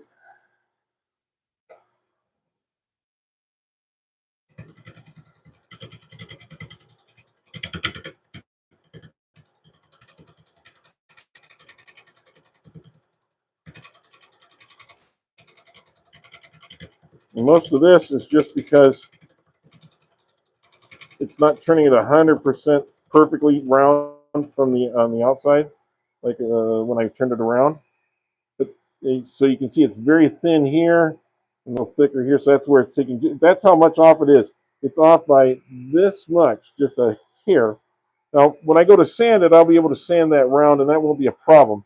But it just, it shows you how just a tiny bit of any kind of adjustment makes the larger bowl kind of have problems being in the round. So I still got pretty much of an edge here. Okay. The old adage is if you think you should have sharpened your tool, if you think the tool needs sharpening, you should have done it 10 minutes ago.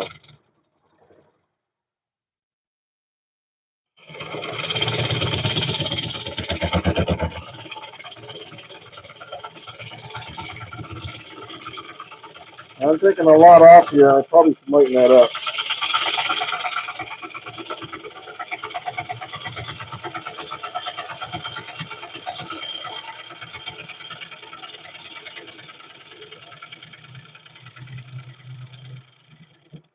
Okay, and I was watching that line all the way over here so that I could see I was creeping up the side as I was pulling it away. And that's what you want to do because I wanted to get a little bit of a slope going here.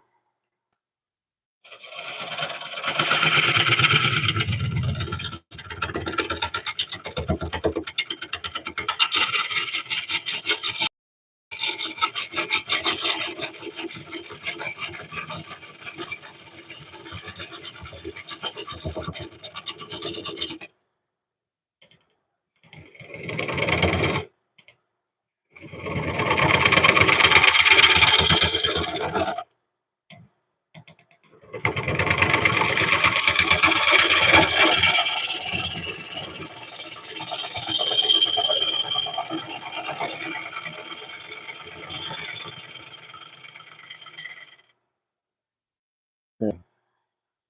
Now I'm getting a secondary shelf is what I'm creating here. I can go back and smooth this out a little bit more later, but then I know a secondary shelf that goes straight down from here. So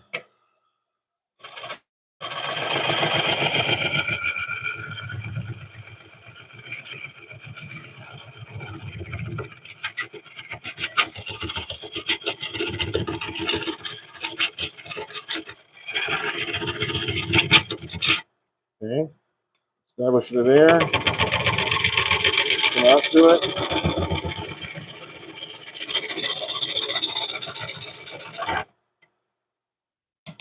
Center.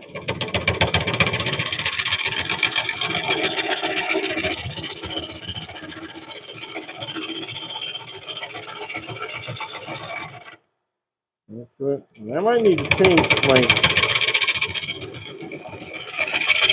width here in just a second. So I can do this last part.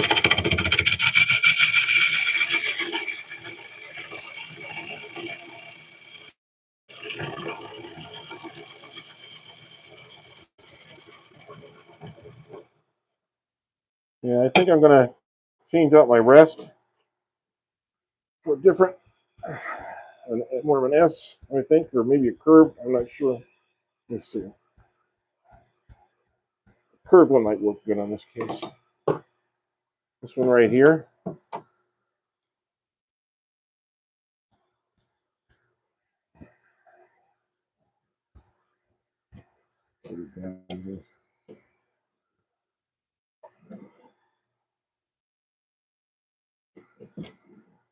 That allows me to get in there a little bit better, a little bit closer to things. Let's see. That's a little low. I got to bring it up.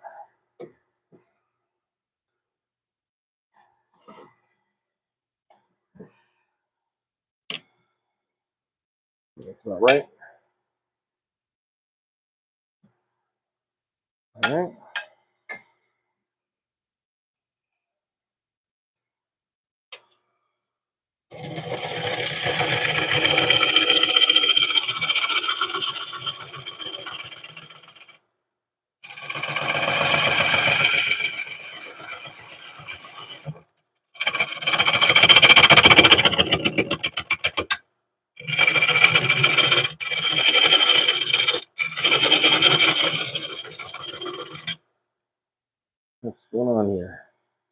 Ah, that's what hit me. Okay.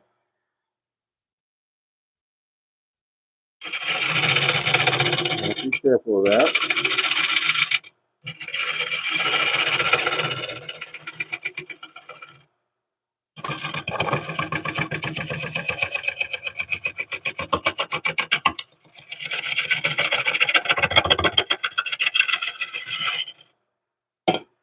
Let's see, maybe I can hook in here with the big boy.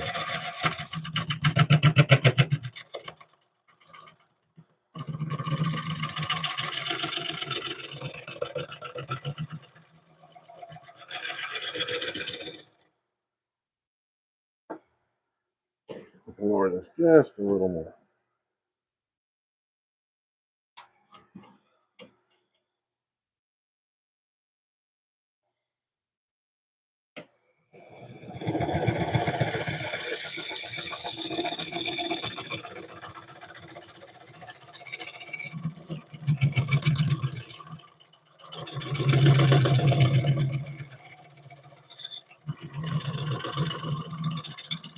You know that seems that chatter?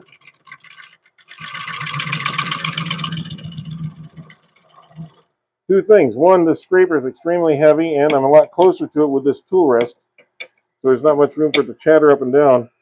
But this thing is extremely heavy and thick, and it cuts a nice smooth surface on here. It's great for finishing work.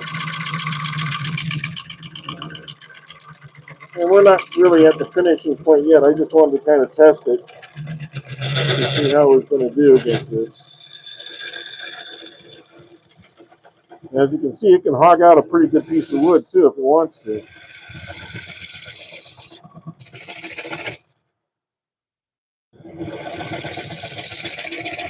Nice curls.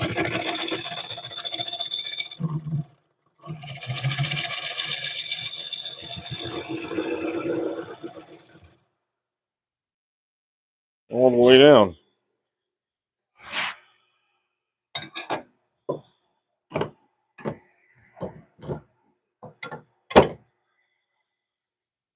Okay.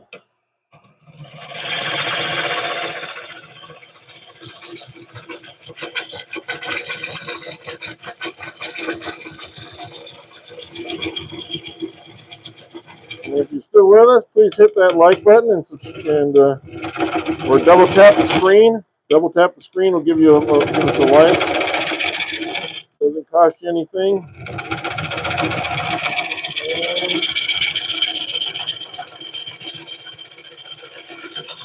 I'm just kind of assuming that if you're in here watching and enjoying this, that you like what you're seeing, and hopefully you'll come back.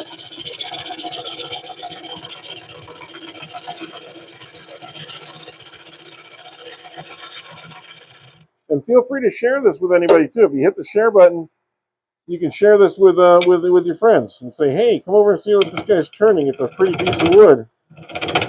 You know. I do a live broadcast every Thursday.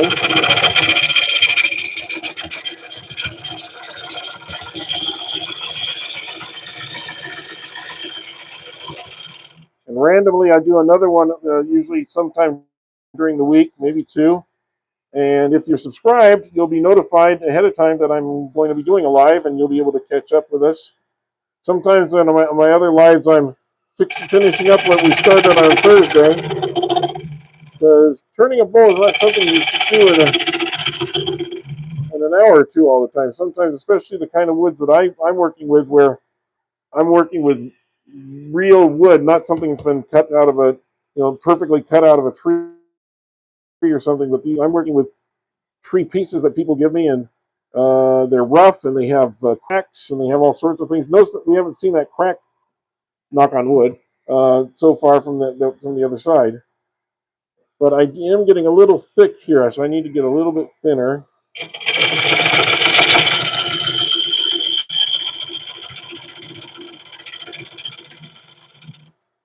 Because you don't want to turn a bowl and then go, boy, I should have made that thinner.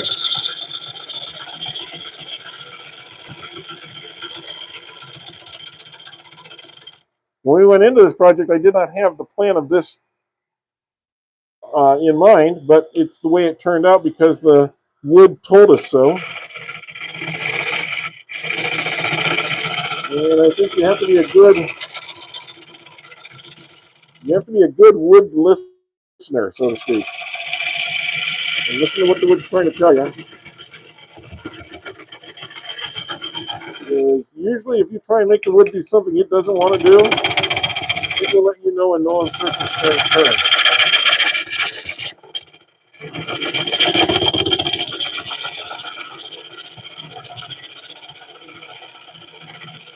And in fact, here's an example. I knew, and I told you way back when we were cutting the inside over here, the outside over here. I said, watch, this may become a problem. And sure enough, that knot that was here became a problem and blew off. It's okay. We're going to live with what it is.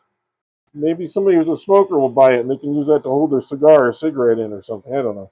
But we're going to leave it, and it's just going to become part of what the wood is, because we were trying to make it do something it wouldn't do. This wood has a nice tone to it. I do play guitar. There's vibration to it. I wonder if it'd be worth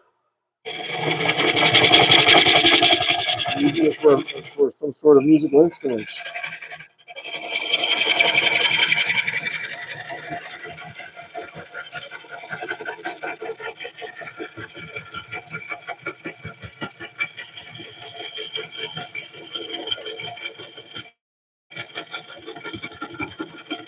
Maybe turn this into a bongo or something.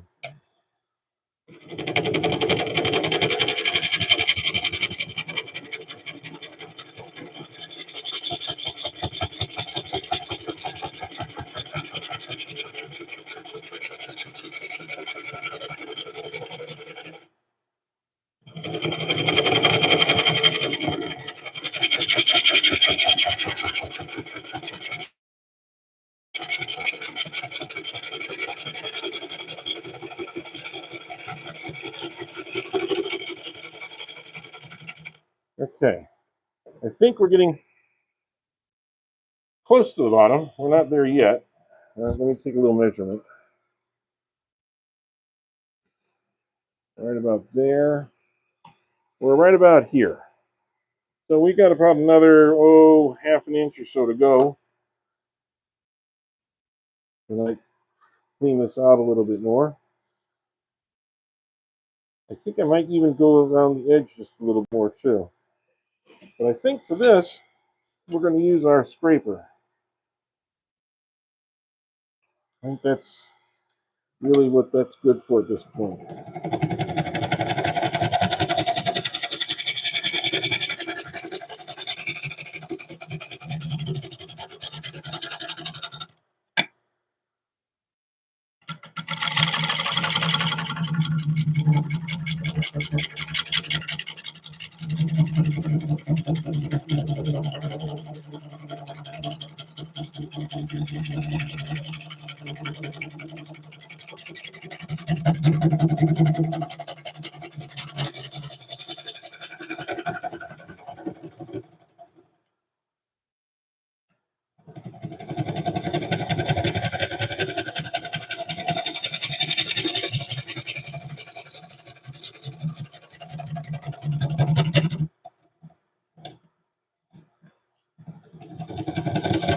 We'll get in there.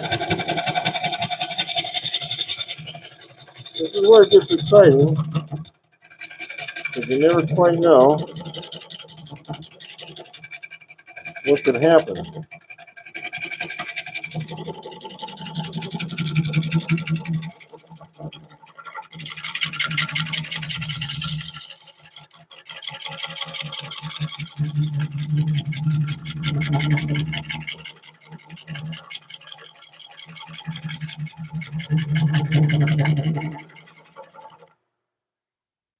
Okay, let's see what this looks like now. That's looking much better. This is nice and smooth now. That's getting much better. Okay. I think I'll switch to this one.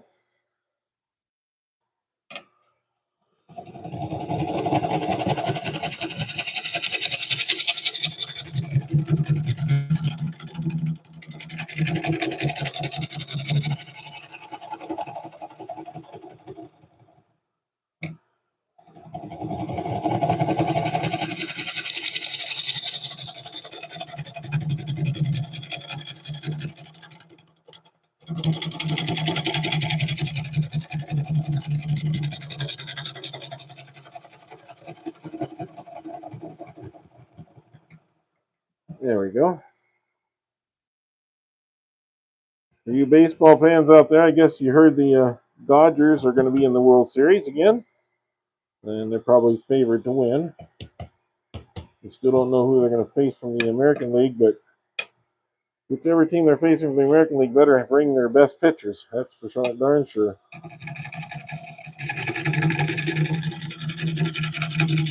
I'm not a big Dodgers fan. I never have been. But I'm also somewhat of a realist.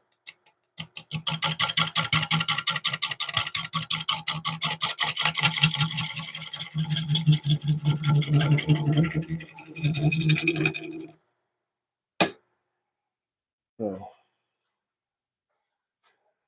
what do we got here? Yeah, Cypress. Hey, Rom. You lost your spanner. How'd that happen? Hi, Kevin. See, Rom, Kevin again.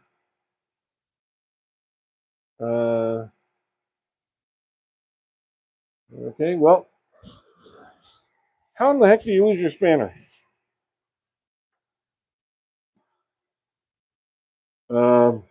If your kids were of the right age, I know where I'd look first. I'd be asking questions about who was playing with my tools in the shop, but I'm not sure if that's the case in your case, but just saying.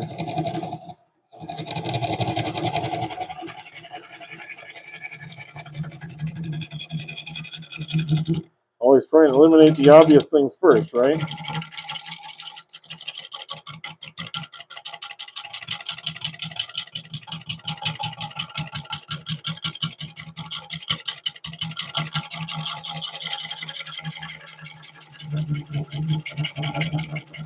So right down that edge, scraper, and all the way into the bottom.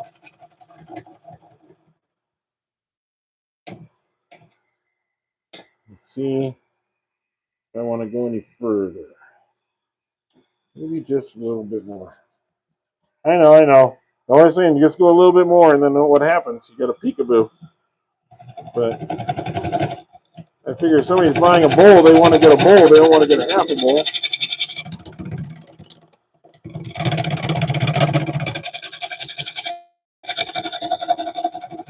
They want to get a real bowl.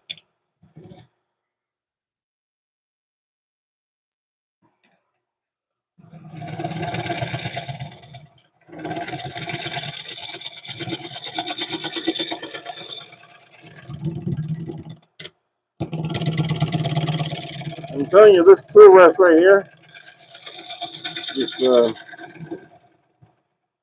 winged tool rest, really makes a big difference. I also have some S-curve ones and so forth, but I really like the shape of this one for this size bowl. It really gets just right in there, just where you want it.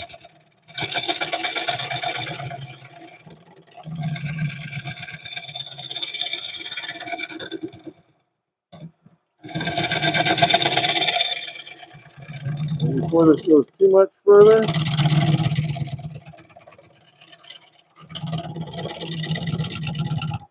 we'll take a look.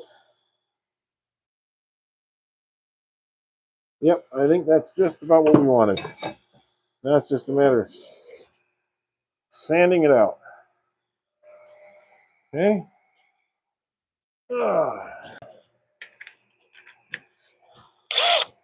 Yep. Yeah, I think that'll work. I'm going to turn this on. I'm going to give my mask a break for a second. My head. Whew. Let this do some of the work. Yeah.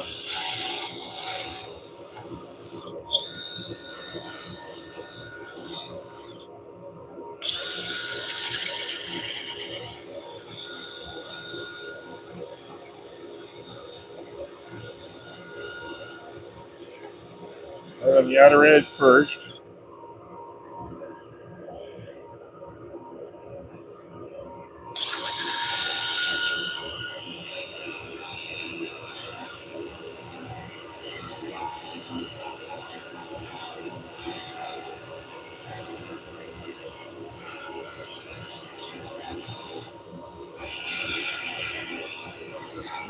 do it by hand here.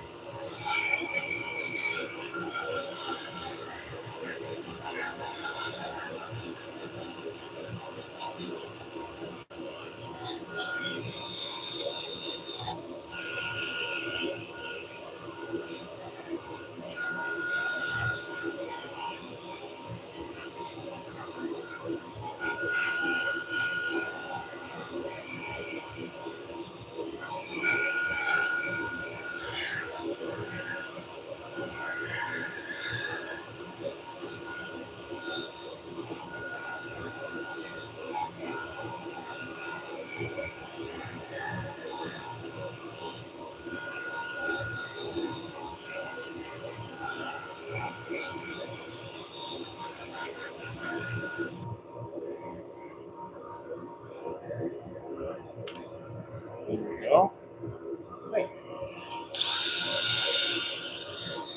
So, uh, yes, it does look like a bell. It's exactly what I said earlier. Yeah.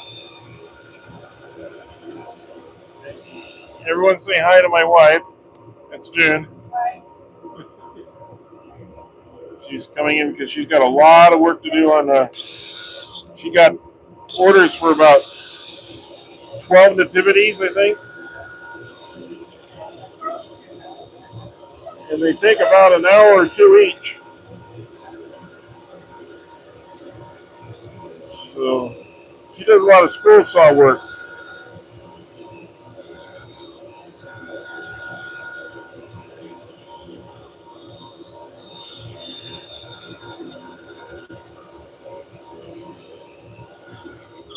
And her dad, my father-in-law, likes to watch in on these. So hi, Dad. He's 90 years old, and he like to do a lot of woodworking. He also likes just watching us and see what we do. So that's cool. We like to say hi to him when we're in here.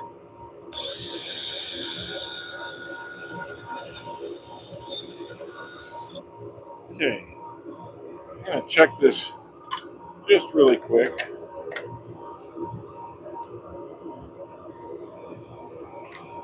It's been holding really good the whole time. I didn't have any problem with that crack so far. Knock on wood again. But I want to make sure that we're turning okay.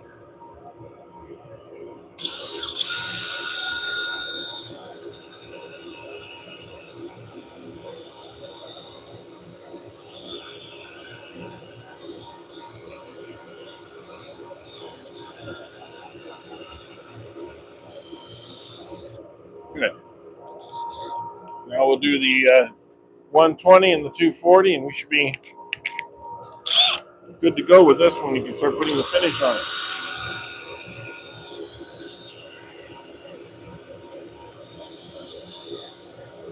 You always come all the way out. You do it complete. When you do something like this, go completely out. Don't just stay in one spot and stop and go back.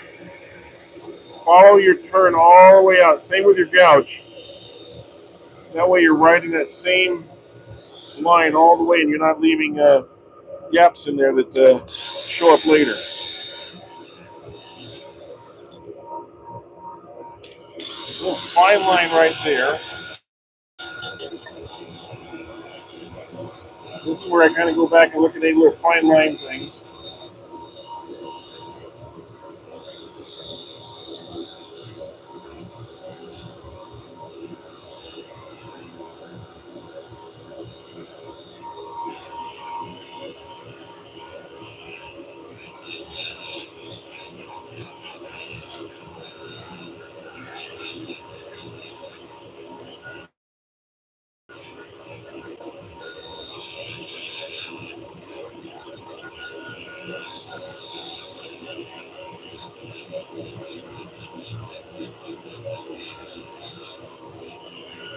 A little attention to details now will make a big difference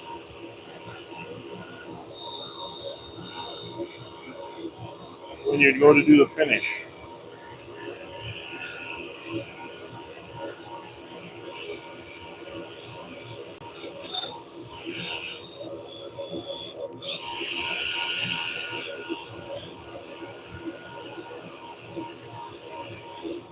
fact, that right there is something I need to take out with the other sander just for a second. Again, if you haven't hit the like button or double tap the screen, we'd appreciate it. We'd appreciate that a lot. I don't think we're going to get to 100 likes today, but it'd be nice to get some. Let's see, we're at about 48. Oh, well, we could at least get to 50 likes, don't you think, guys? There's at least 50 of you out there that like watching this. There's been, honestly, we got 54. So I think we can get to 60 or maybe 75 before we're done here.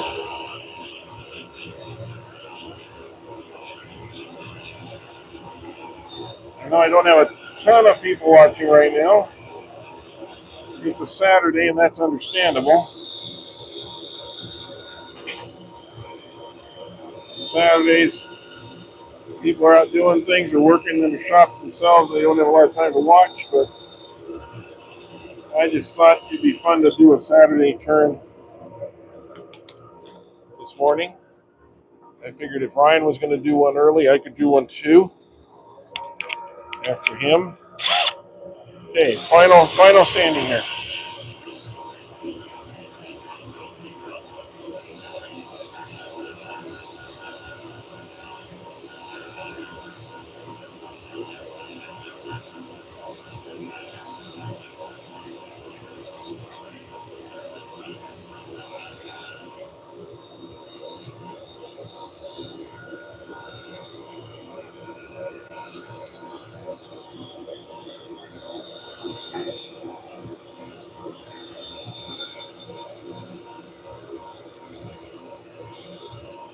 You can see not a lot is coming out of the sanding. It's a It's not as soft of a wood as you would think it is.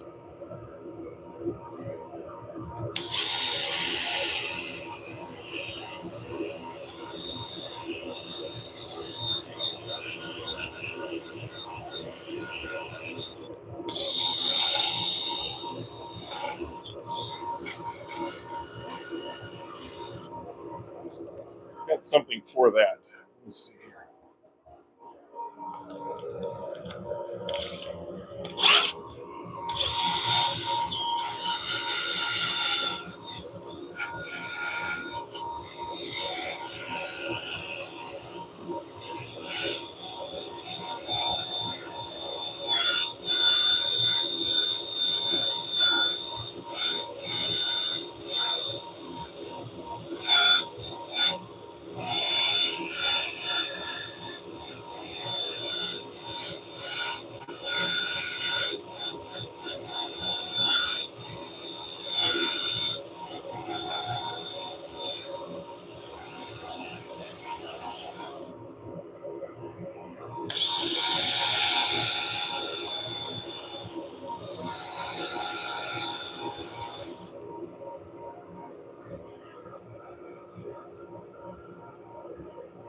Oh, what do you think? What do you think, folks? Is that good that way? Sometimes I have a little second thoughts. Sometimes I wonder if I shouldn't thin this out a little bit. I think I'll let it go for now. We'll get the tools out of the way. Turn this off. And wipe this down.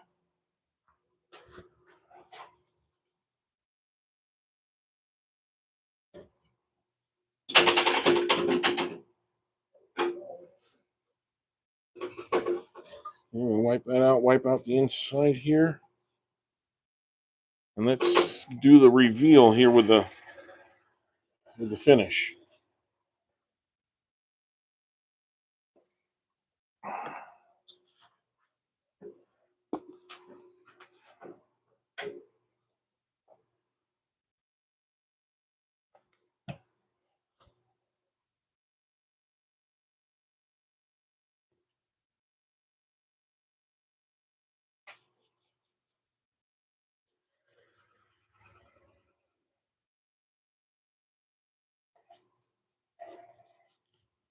And that's what it starts to look like.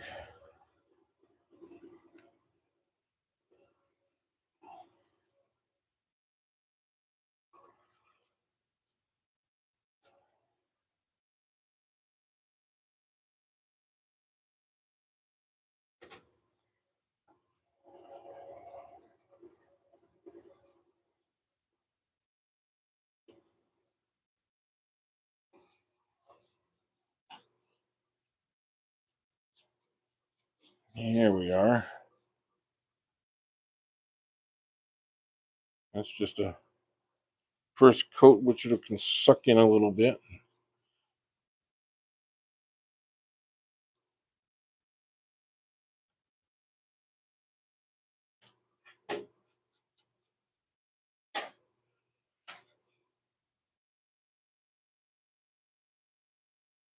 Here we are.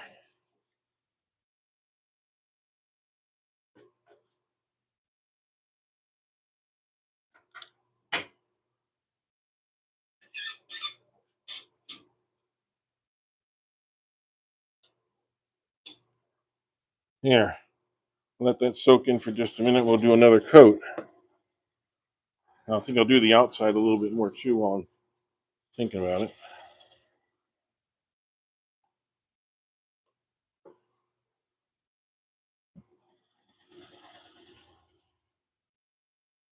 It's a little different when you go at it from the other side and it's turned around. Sometimes you get little places you didn't see when you were looking at it from the other side. So that happens. Oof. Well, my tongue while dripping.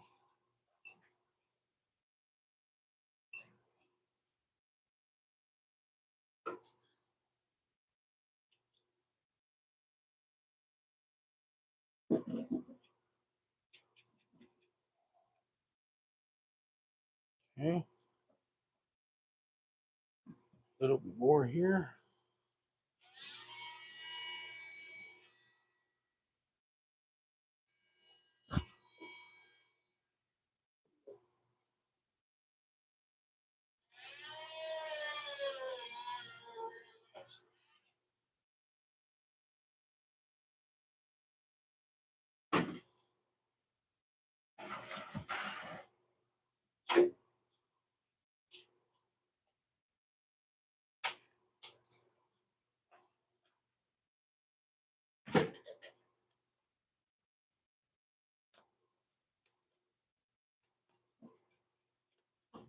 And a little bit like that.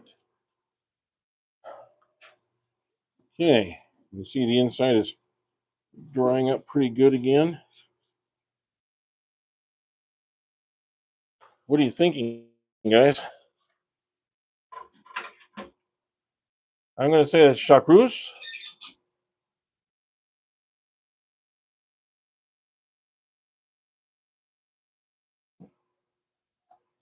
Ryan Christopher. Good to meet you, sir. Best lather begin. There's a lot of good ones out there.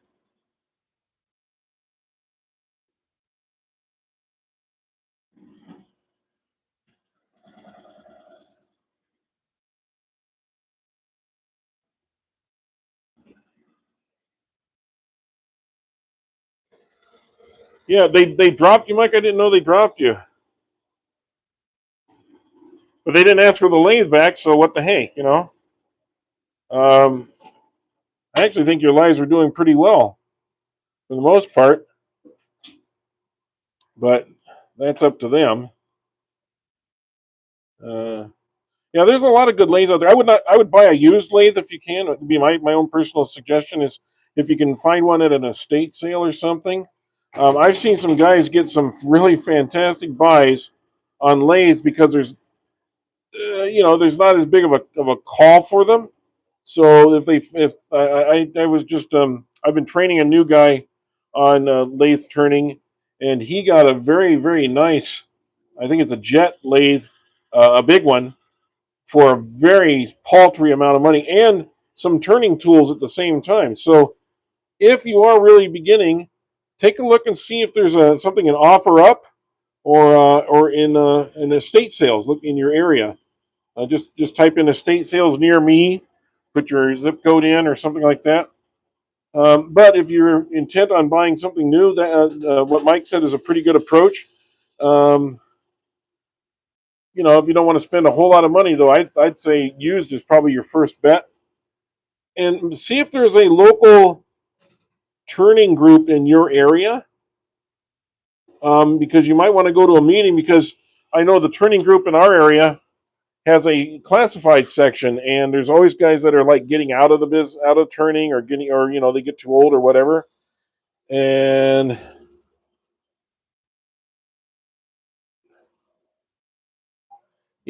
so I mean there's a whole bunch of different ideas there for you too. So um, just throwing my 2 cents in. So here you go, guys. That's my cypress bowl. I'm gonna let it sit there and keep soaking this in, but I'll take it off the.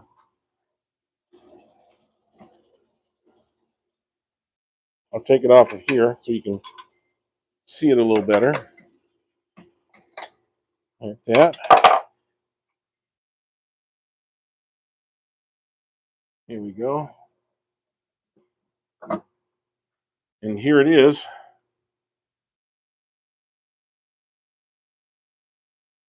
Here's the outside of it. I have a feeling this one's going to go for a pretty penny once I get the gloss finish on it and everything. It's I'm really, really happy with this one. I wasn't sure when I got into it this morning if this was going to turn out, but I think the more I look at it, the more I think that's going to be a really nice bowl for somebody, and they're going to pay a few dollars for it. I don't know. That looks like about a $75 to $100 bowl for me right there, and we'll see what becomes of it. What would you guys pay for it?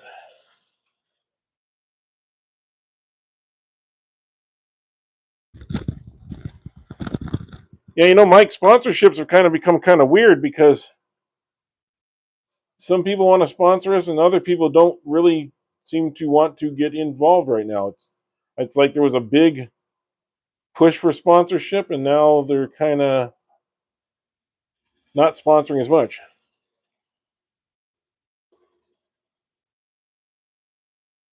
40 US. Wow. Okay, Mike. Well, that's fair if that's what you say. Judging from my last couple of craft shows, this is probably this is as good as some of the ones that I got $75 for. Maybe a little nicer than a couple. So I could maybe get. Of course, I may have to sit around for a while. That happens with bowls like this. Sometimes they sit for a while until they find the owner. You have to take them to 2 or 3 shows, but I just like this. You can use it for a lot of things. You could use it to display stuff. You could use it for grapes or something, or fruit. You could use it for candy dishes. You could use it for it's a good size. It's if give you some idea of overall size here. Oh, there it is. Let me get my measurement.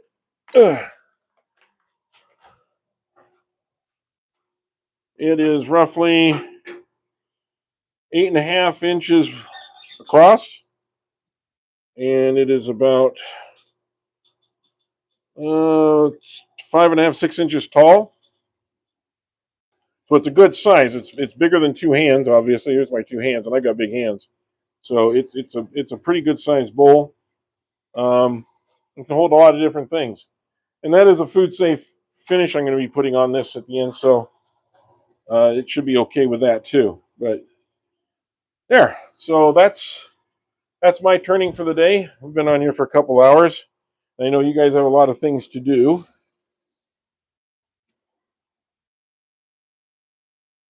Yeah, no, I get it, Michael. The audience, it's the audience, it's the audience everywhere. So yeah, Mike's segmented ones are selling for 200, but that's because he has a lot of rich people in Ohio there. No, not really. It's just it's like I said, you find the customer. Don't put your lowest value on something to sell it.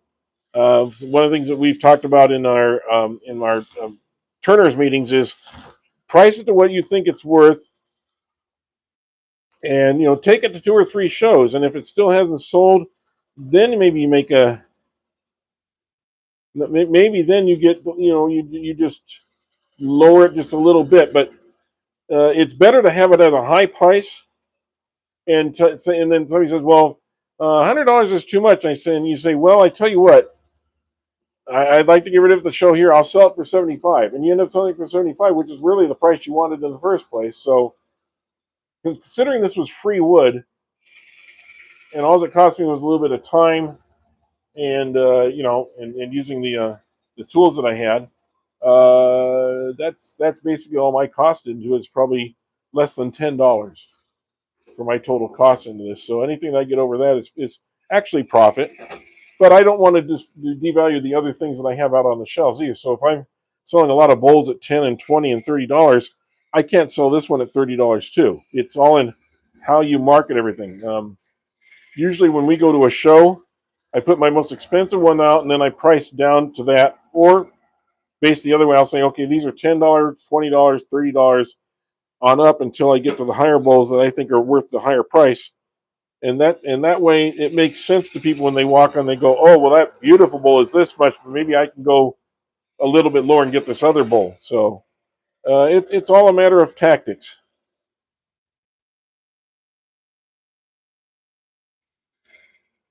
Well, Mike, maybe not rich, just maybe less frugal. I don't know, or maybe it's the time of year also as you're getting near the holidays, or times of year when people tend to decorate their homes.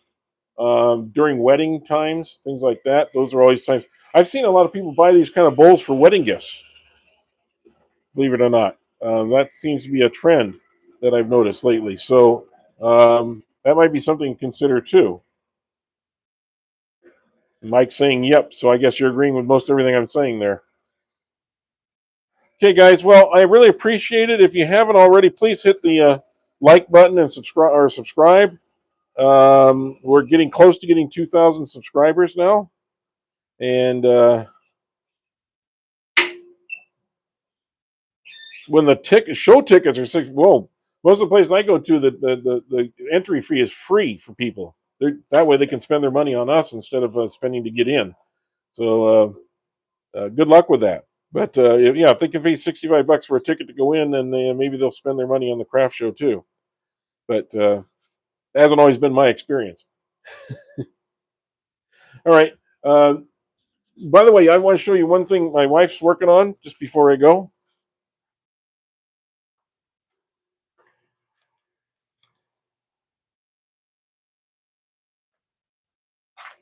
What she's making here is actually 3D. This is just the back part, and then there's going to be other animals that sit in front of this and so forth, but it's all on one piece of wood. It takes about 2 hours just to get this all cut out perfectly. As you can see, there's a lot of really fine cuts that she does on the scroll saw. Sorry, getting all of it into the screen here. Well, but there we go. But she's been working on this for a while, and she's got 12 of these to do, plus the stars that she did. So now you know why she's in the shop early this morning and going after them. You got a star for me too? Oh, there we go. These are the stars that she sold. If you can see that. Yeah, she sold a dozen of these and knocked them out pretty quickly. But I think these are really cool for ornaments in the tree or whatever at Christmas time. I think these are a big hit. So she's very talented on the scroll saw. These are not laser cut or CNC cut. Those are hand cut on a scroll saw. Each one's going to be a little bit different, and a little special.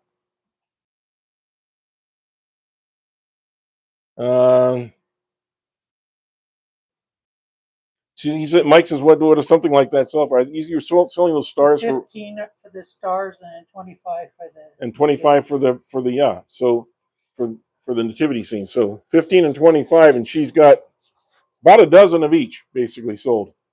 at this point. So that'll get us that'll give us some extra money to buy more wood and tools for the next season. So yeah, Mike, maybe you should start learning the scroll saw too. Uh, like you need more things to do. Like at a craft show, you were already so busy you were selling out uh, as fast as you could make things.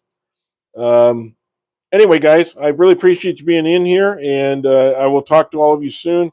We will have a live next Thursday, so please be there for that. And if you subscribe, you'll be notified ahead of time, and you'll be able to catch up on us real quick. I will try and post a small short later on, maybe a couple days, of the finished product on this when I get the gloss finish on it and everything, and you get a chance to see what it looks like finished. Just so there's a nice little ending to it. But I do appreciate you all being here, and thank you very much for the day. And we will talk to all of you real soon.